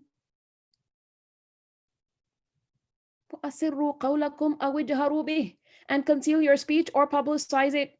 إِنَّهُ عَلِيمٌ بِذَاتِ الصُّدُورِ, indeed He is knowing of that within the breasts. In Surah Taha, we learn in verse number 7, وَإِن تَجْهَرْ بِالْقَوْلِ, and if you speak aloud, فَإِنَّهُ يَعْلَمُ السِّرَّ وَأَخْفَى, then indeed He knows the secret and what is even more hidden. أَلَا يَعْلَمُ مَنْ خَلَقَ, does He who created not know? وَهُوَ اللَّطِيفُ الْخَبِيرُ, while He is the subtly acquainted. He knows everything. The finest details of every matter, the most delicate of matters, He's fully aware of. Nothing is hidden from Him. أَلَا يَعْلَمُ مَنْ خَلَقَ, does He who created not know? Does He who created not know what you keep secret and what you say out loud? While He is al-Latif, the subtle, the subtly kind, the one who is fully aware of the finest of details. And Latif is from the root letters Lam, Ta, Fa. Lutf means to be kind. Latafa is to be subtle or delicate. So Latif, the one who is very kind, affectionate, who perceives even the very fine details of every matter. fully aware, well acquainted, aware of the fine details. Does he who created not know while he is the subtly kind? Al-Khabir, the acquainted. هو الذي جعل لكم الأرض ذلولا. It is he who made the earth tame for you. فامشوا في مناكبها. So walk among its slopes. وكلوا من رزقه. And eat of his provision. وإليه النشور. And to him is the resurrection. Who is Allah? هو الذي جعل لكم الأرض ذلولا. It is he who made the earth tame for you. Who has made the earth tame? Allah. Otherwise, it would not have been as tame as it is currently. Now, this term dhalula is from the root dhal, lam, lam. Dhillah is from the same root. Dhillah means humiliation or subjugation. And dhalil means to be lowly or submissive. The term dhalul means docile, tractable. And when the term dhalul is used for an animal, it means tamed animal that will obey, that will be compliant. So he has made the earth tame for you, dhalula, so you can walk upon it, you can derive benefit from it, you can dig into it, you can build on top of it, you can pour water into it, you can bury all kinds of things in it, you can extract from it. Just realizing this should fill a person's heart with immense gratitude. The earth does pretty much whatever it is that we want it to do, right? If we want to dig into it, it'll allow us to dig. If we want to build on top of it, it'll allow us to do that. If we want to bury something inside, that's possible. Who has made this earth such that it does all of this? Dhalulan, Allah. Allah has made this earth subservient to you. So really, people deal with this earth however they want. They dig into it, they plow into it, they build on it, they sow whatever they want into it, they extract jewels from it, petroleum, minerals, they bury their dead in it. Allah made this earth tame for you. You take so much benefit from it, but it doesn't charge you anything. This is a sign of Allah's power and might. And Adam alayhi salam, the father of all human beings, was created from the soil. And all of us human beings, his progeny, will return to it, the soil. So you see, the purpose of life was mentioned at the beginning of the surah. And then the creation of the heavens and the earth were mentioned. So what's the connection? The skies, which are so great, are obedient to Allah. The earth is obedient. So we, as we are right now, between the earth and the sky, should also be obedient. It is he who made the earth tame for you. فَامْشُوا فِي مَنَاكِبِهَا. So walk among its slopes. And the term manakib, plural of mankib, from nun kaf ba. Nukub. Nukub means to deviate or turn. And mankib is basically used for the shoulder. So walk on the manakib, right? Meaning the mountains of the earth, because the mountains are also presented like a bit of a curvature in the landscape, right? Just like the shoulders, when you look at the head and you go down from the head, the ears, the neck, and then there's a curvature, which is the shoulders. So the mountains of the earth, the mountains are also presented like a curvature in the landscape. Or manakib could be referring to the pathways of the earth, the turuqat, the gorges, the paths, the ravines between the mountains. Or the slopes of the earth, showing that the earth is not flat, right? So if you were to start walking from one spot in the right direction, you would end up in the same spot, right? فَامْشُوا فِي مَنَاكِبِهَا. So walk among its slopes. So meaning travel wherever you wish to go through its regions. And from this, we learn that the earth is not straight and flat, but it has curvature. وَكُلُوا مِن رِزْقِهِ. And eat of his provision, the provision that Allah has brought forth. وَإِلَيْهِ النُّشُورِ. And to him is the resurrection.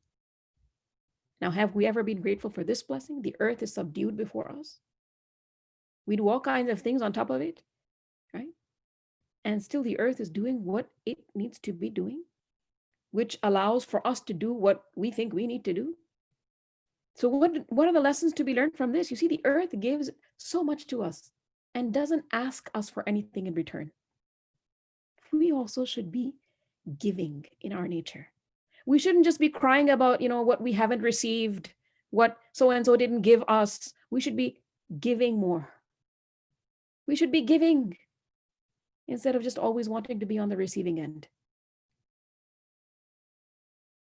And we should use the benefits that the earth produces with gratitude, not forgetting that we have to return back to Allah, who gave us this time on this earth with so much accessible for us, so much being made subservient before us. With all of these huge blessings, you see, comes responsibility and accountability. أَأَمِنْتُمْ مَنْ فِي السَّمَاءِ أَنْ يَخْسِفَ بِكُمُ الْأَرْضَ فَإِذَا هِيَ تَمُورُ. Do you feel secure that he who holds authority in the heaven would not cause the earth to swallow you, and suddenly it would sway? And here you see this word, أَأَمِنْتُمْ. This hamza in the beginning is hamza of istifham. There's a question being posed here.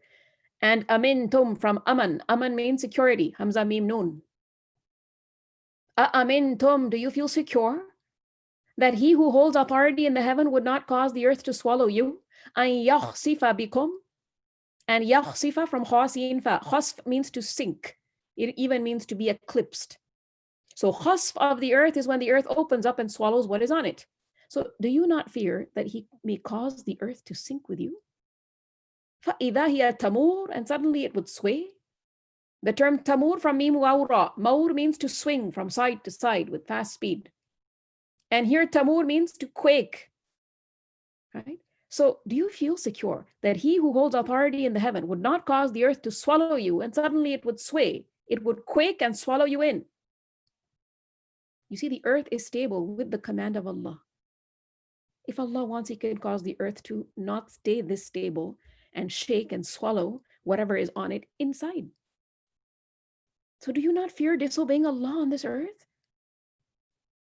Allah is able to punish people whenever He wants, yet He is forbearing. He pardons and He gives respite for an appointed time.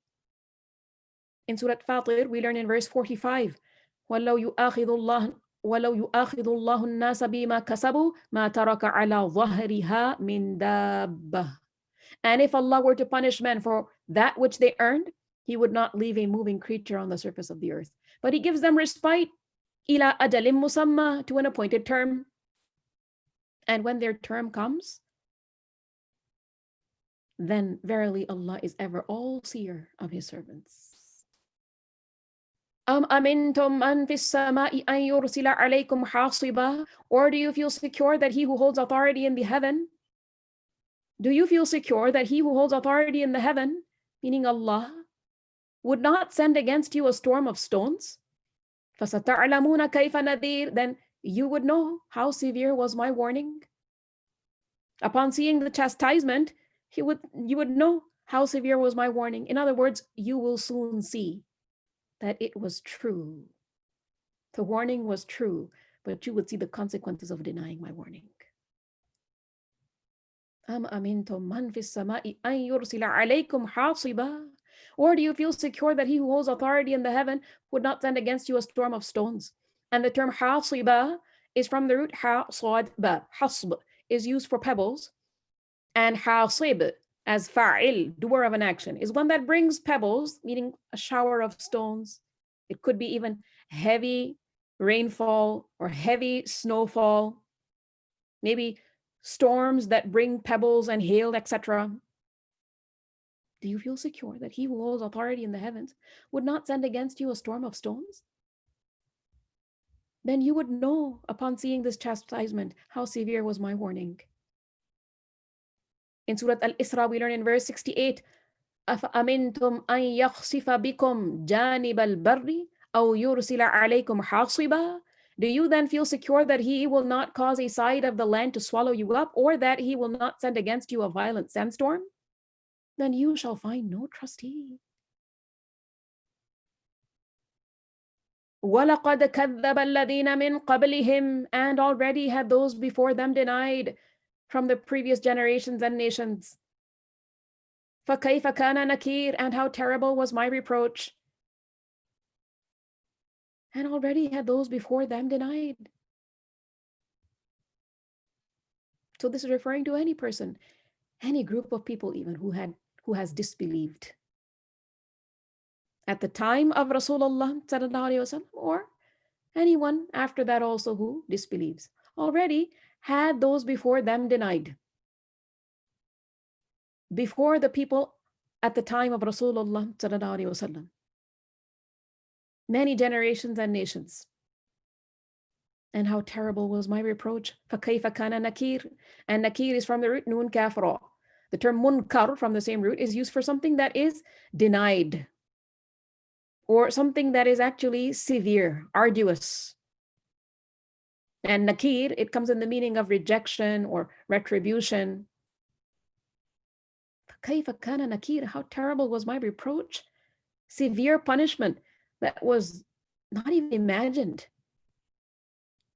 So nakiri, it basically means, Allah's refusal of accepting their deeds, His rejection of their deeds, His retribution, His severe punishment.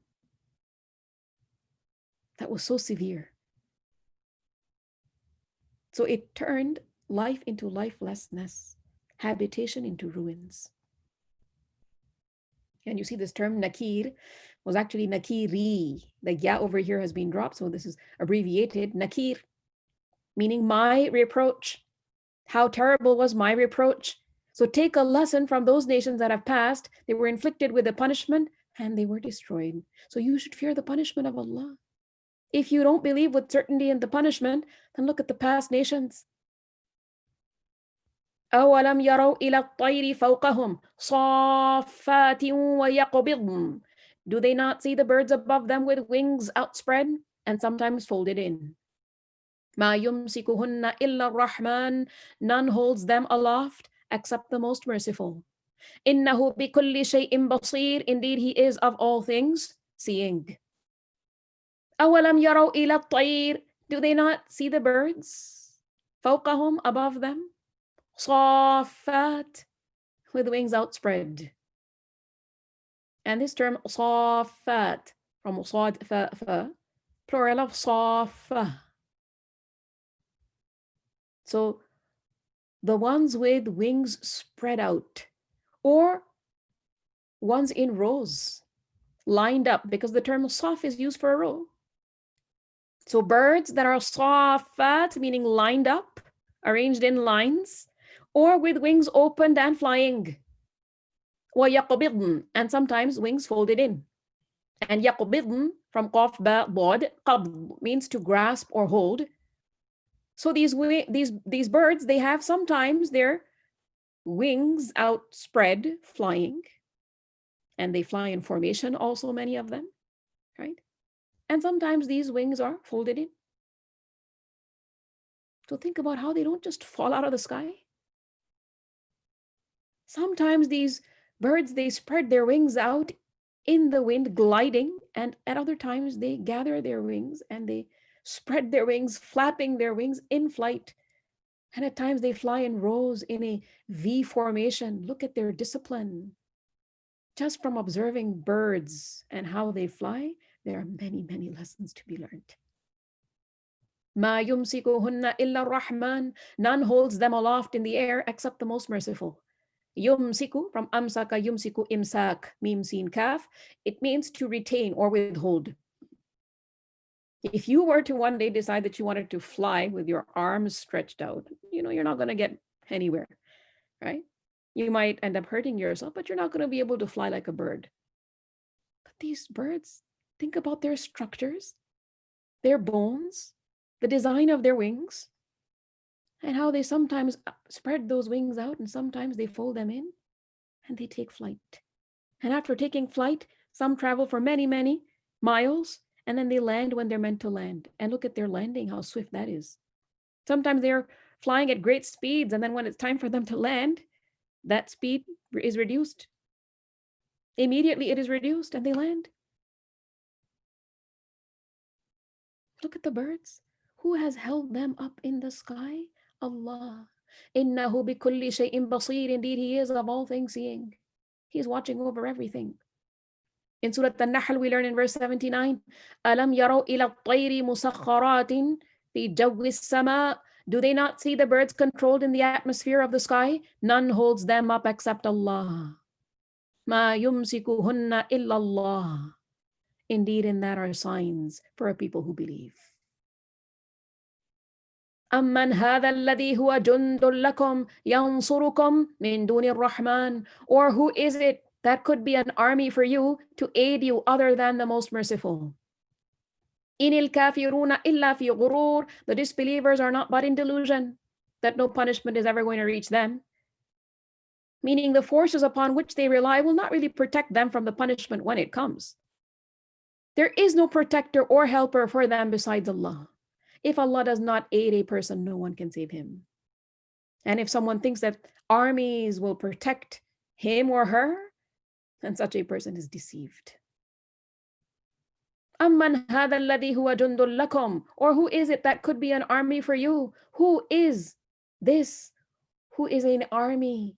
Who is an army for you who protects? يَنْصُرُكُمْ مِنْ دُونِ الرَّحْمَنِ. To aid you other than, besides, or against the most merciful. أَمَّنْ هَذَا الَّذِي يَرْزُقُكُمْ إِنْ أَمْسَكَ رِزْقَهُ. Or who is it that could provide for you if he withheld his provision? بَلْ لَجُّوا فِي عُتُوٍّ وَنُفُورٍ. But they have persisted in insolence and aversion. Who is it that could provide for you if he withheld his provision? He owns this provision because بِيَدِهِ الْمُلْكِ. If he decided to withhold rainfall, how would you grow your crops? But despite knowing this, but they have persisted in insolence and aversion.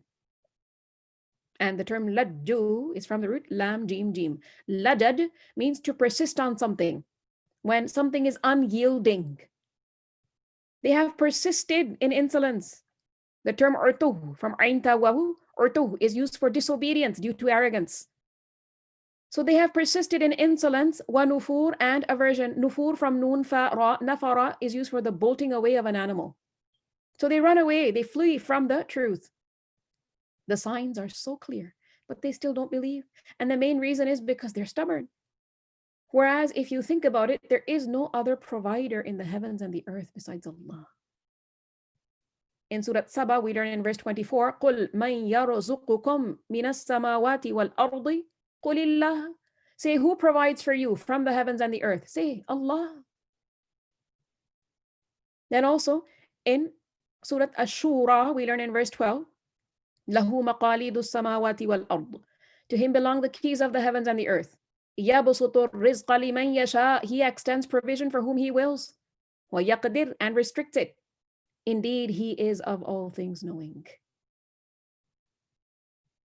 In Surah Ash-Shura, verse 19, we learn, Allahu latifum bi'ibadih. Allah is subtle with his servants. He gives provision to whom he wills. يَرْزُقُ مَنْ يَشَاءُ. And he is the powerful, the exalted in might. But despite this, people turn away from Allah and they go to others for provisions. In Surah An-Nahl, we learn in verse 73, وَيَعْبُدُونَ مِن دُونِ اللَّهِ مَا لَا يَمْلِكُ لَهُمْ رِزْقًا. And they worship besides Allah that which does not possess for them the power of provision from the heavens and the earth at all. And in fact, they are unable. So what should a person do? A person should ask for provision from Allah. In Surah Al-Ankabut, we learn in verse 17, فَابْتَغُوا عِنْدَ اللَّهِ الرِّزْقَ. So seek from Allah provision, وَعْبُدُوهُ, and worship Him, وَاشْكُرُوا لَهُ, and be grateful to Him. إِلَيْهِ تُرْجَعُونَ, to Him you will be returned. أَفَمَنْ يَمْشِي مُكِبًّا عَلَى وَجْهِهِ أَهْدَى. Then is one who walks fallen on his face better guided? أَمَّنْ يَمْشِي سَوِيًّا, or one who walks erect, عَلَى صِرَاطٍ مُسْتَقِيمٍ, on a straight path. Two kinds of people are mentioned in this verse. A person who walks with his eyes open, he reflects, he ponders, he uses his faculties, his intellect. He recognizes the straight path and he walks on it. And a person who keeps on walking blindly. He just does what other people are doing or what the ancestors have said that he should do. And without thinking, he just continues to walk. Closed up in his shell, stubborn, arrogant. So who is better guided? The one who walks prone on his face? He doesn't know where he's really going. He's lost, astray. Or the one who walks upon the straight path. He is straight himself, and the path he's upon is straight also. أَفَمَنْ يَمْشِي مُكِبًّا عَلَى وَجْهِهِ أَهْدَى. The term mukibban is from the root kaf ba ba, kab, means to turn something upside down. So mukib is one who becomes upside down. So for example, when it is said kabba fulanin, it means so and so, fulanin, was thrown on his face.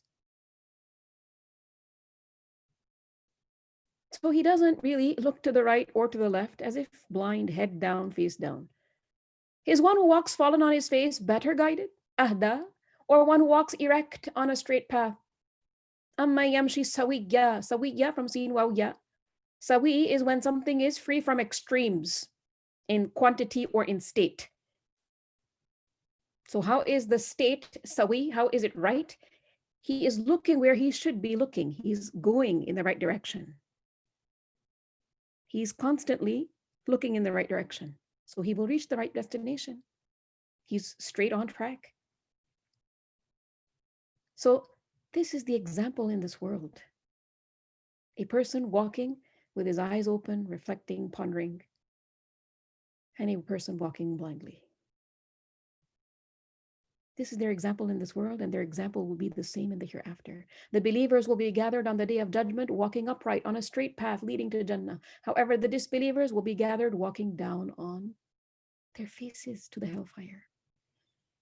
And Imam Ahmad, he recorded that Anas ibn Malik said that it was said that, how will the people be gathered on their faces? So someone said, Ya Rasulullah sallallahu alayhi wasallam, how will the people be gathered on their faces?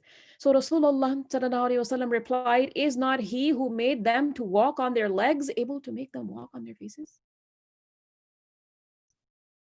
قُلْ هُوَ الَّذِي أَنْشَأَكُمْ وَجَعَلَ لَكُمُ السَّمْعَ وَالْأَبْصَارَ وَالْأَفْئِدَةَ قَلِيلًا مَا تَشْكُرُونَ. Say, it is he who has produced you and made for you hearing and vision and hearts. Little are you grateful.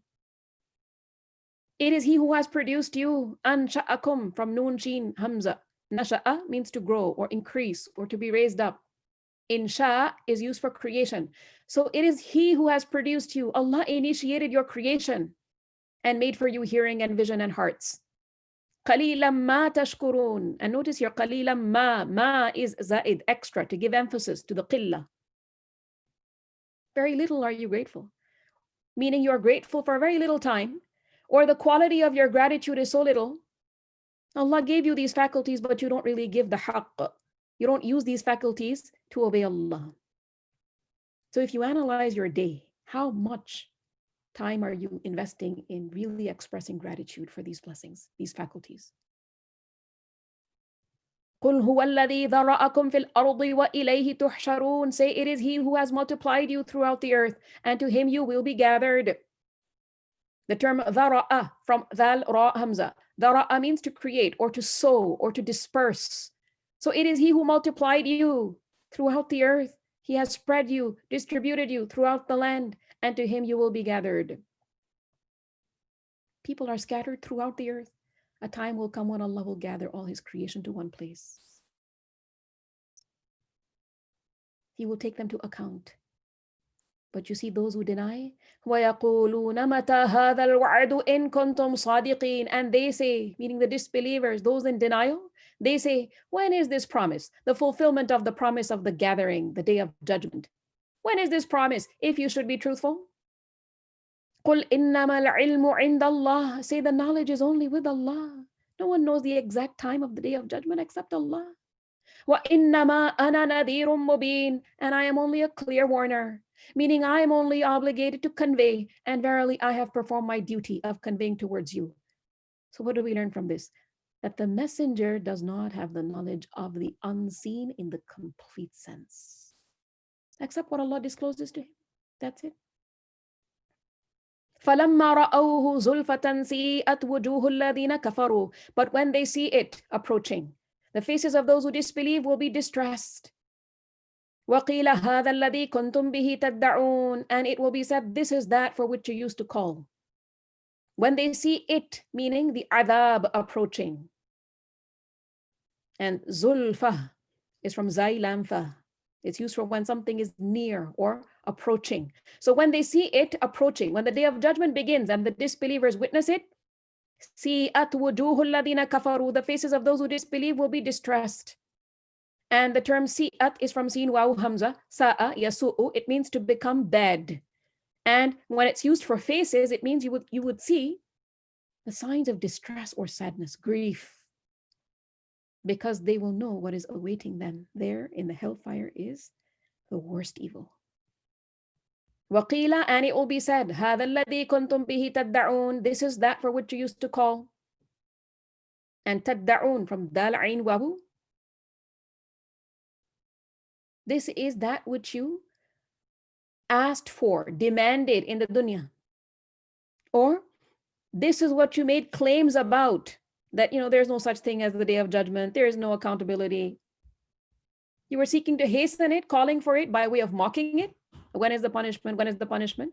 Or you claim that there is no day of judgment. And in Surah Az-Zumar, we learn in verses 47 to 48, وَبَدَا لَهُم مِّنَ اللَّهِ مَا لَمْ يَكُونُوا يَحْتَسِبُوا. And there will appear to them from Allah that which they had not taken into account. قُلْ أَرَأَيْتُمْ إِنْ أَهْلَكَنِيَ اللَّهُ وَمَنْ مَعِيَ أَوْ رَحِمَنَا. Say, O Muhammad sallallahu alayhi wasallam, have you considered, have you pondered whether Allah should cause my death, or those with me, or have mercy upon us? فَمَنْ يُدِيرُ الْكَافِرِينَ مِنْ عَذَابٍ أَلِيمٍ. Who can protect the disbelievers from a painful punishment? قُلْ, say, O Muhammad sallallahu alayhi wasallam, say to the mushrikeen who were wanting Rasulullah sallallahu alaihi wasallam to just go away. They didn't want to listen to him. They were waiting for him to just go away or die because of how much they hated his message. قُلْ, say, O Muhammad sallallahu alaihi wasallam, أَرَأَيْتُمْ, have you considered, إِنْ أَهْلَكَنِيَ اللَّهُ, whether Allah should cause my death, and my here referring to, me here referring to Rasulullah sallallahu alaihi wasallam, because he's being instructed to say this. Whether Allah should cause my death and those with me, وَمَنْ مَعِيَ, referring to the believers, أَوْ رَحِمَنَا, or have mercy upon us, allow us to live and have mercy upon us. فَمَنْ يُجِيرُ الْكَافِرِينَ, who can protect the disbelievers? مِنْ عَذَابٍ أَلِيمٍ, from a painful punishment. And the term yudiru is from the root jim waw ra. The term jawr, it means to oppress someone or to be unjust. And adara yudiru, it means to save someone from injustice of someone. The term jar, as you know, is used for the neighbor, because you expect the neighbor to save you or help you. So who can protect the disbelievers from a painful punishment? So we're in hope and fear despite our iman. But as for you disbelievers, what state are you in with your kufr? Our living or dying won't ward off the punishment from you. Because the disbelievers would wish that Rasulullah and his companions would be destroyed. And like this, they would be relieved, they thought.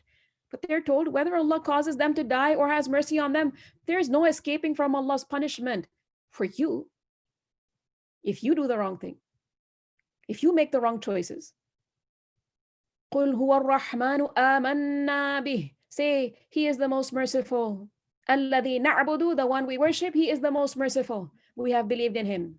وَعَلَيْهِ تَوَكَّلْنَا, and upon Him we have relied. We trust Him. فَسَتَعْلَمُونَ مَنْ هُوَ فِي ضَلَالٍ مُبِينٍ. And you will come to know who it is that is in clear error. If a person doesn't know in this dunya who is on the straight path and who is not, tomorrow when the matter is settled, everyone will know. Who was guided, who wasn't guided, who was on the straight path and who was not. Everything will be made clear. قُلْ أَرَأَيْتُمْ إِنْ أَصْبَحَ مَاؤُكُمْ غَوْرًا. Say, have you considered if your water was to become sunken into the earth? فَمَنْ يَأْتِيكُمْ بِمَاءٍ مَعِينٍ. Then who could bring you flowing water? Have you considered if your water was to become sunken? غَوْرًا, from غَيْن وَوْرًا. غَوْر is when something sinks, it goes deeply underground. And when something goes deeply underground, it's inaccessible. It cannot be taken out easily. The term ghar is used for a cave because it's kind of like a big hole in a mountain. So if your water was to become sunken into the earth, then who could bring you flowing water? And the term ma'in, from mim ain noon, ma'an means to flow. So who could bring you flowing water? If Allah takes away the water on this earth into the depths of the earth, how would you retrieve it? Your machines would become useless. you wouldn't be able to do anything. So it is out of his favor and his grace that he causes water to spring forth for you so that you can use it. And if he takes it away, you cannot do anything individually or collectively to bring it back. So you see, on one side in this surah, we learn about Allah's power, his might, his authority. And on the other side, we're reminded of the helplessness of human beings, created beings, their reality. So a person should understand this reality and do what is required. And if a person does not please Allah, then no one can save him from Allah's wrath. So we should, instead of just rushing after pleasing people and satisfying them all the time, we should worry about pleasing Allah and doing what He is most pleased with. We should become more Allah conscious than we are people conscious.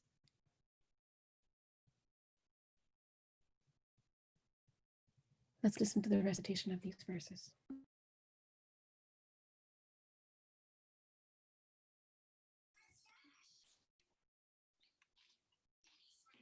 بسم الله الرحمن الرحيم إن الذين يخشون ربهم بالغيب لهم مغفرة وأجر كبير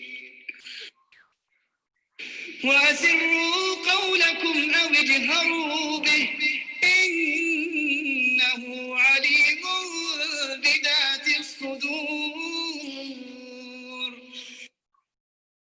ألا يعلم من خلق وهو اللطيف الخبير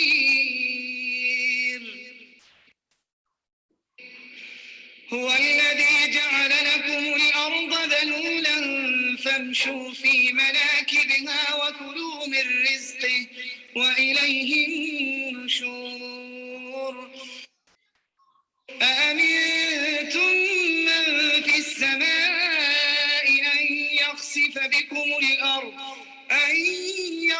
بكم الأرض فإذا هي تمور أم أمنتم من في السماء أن يرسل عليكم حاصبا فستعلمون كيف نذير ولقد كذب الذين من قبلهم فكيف كان نكير أولم يروا إلى الطير فوقهم صافات ويقبضن ما يمسكهن إلا الرحمن إنه بكل شيء بصير أمن هذا الذي هو جند لكم ينصركم من دون الرحمن إن الكافرون إلا في غرور أمن هذا الذي يرزقكم إن أمسك رزقه بل لجوا في عتو ونفور أفمن يمشي مكبا على وجهه أهدى أمن يمشي سويا على صراط مستقيم قل هو الذي أنشأكم وجعل لكم السمع والأبصار والأفئدة قليلا ما تشكرون قل هو الذي ذرأكم في الأرض وإليه تحشرون ويقولون متى هذا الوعد إن كنتم صادقين قل إنما العلم عند الله وإنما أنا نذير مبين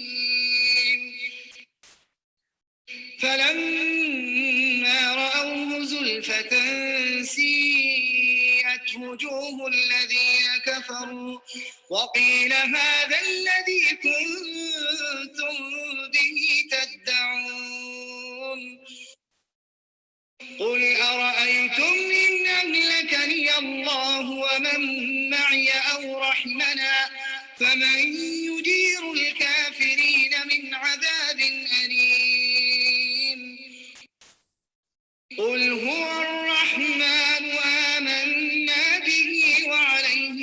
توكلنا فستعلمون من هو في ضلال مبين قل أرأيتم إن أصبح ماؤكم غورا فمن يأتيكم بماء معين. Okay, so your reflection question for this lesson is, am I clearly able to define the purpose of my existence? And do I work daily towards fulfilling that purpose? Your action point, try and memorize these verses from Surah al-Mulk. And in the afternoon session at 2:20, inshallah, we will go through some of this material listed in your list of additional material, and we will hear some reflections in light of what it is that you have learned from this surah, Surah al-Mulk. سبحانك اللهم وبحمدك أشهد أن لا إله إلا أنت نستغفرك ونتوب إليك. السلام عليكم ورحمة الله وبركاته.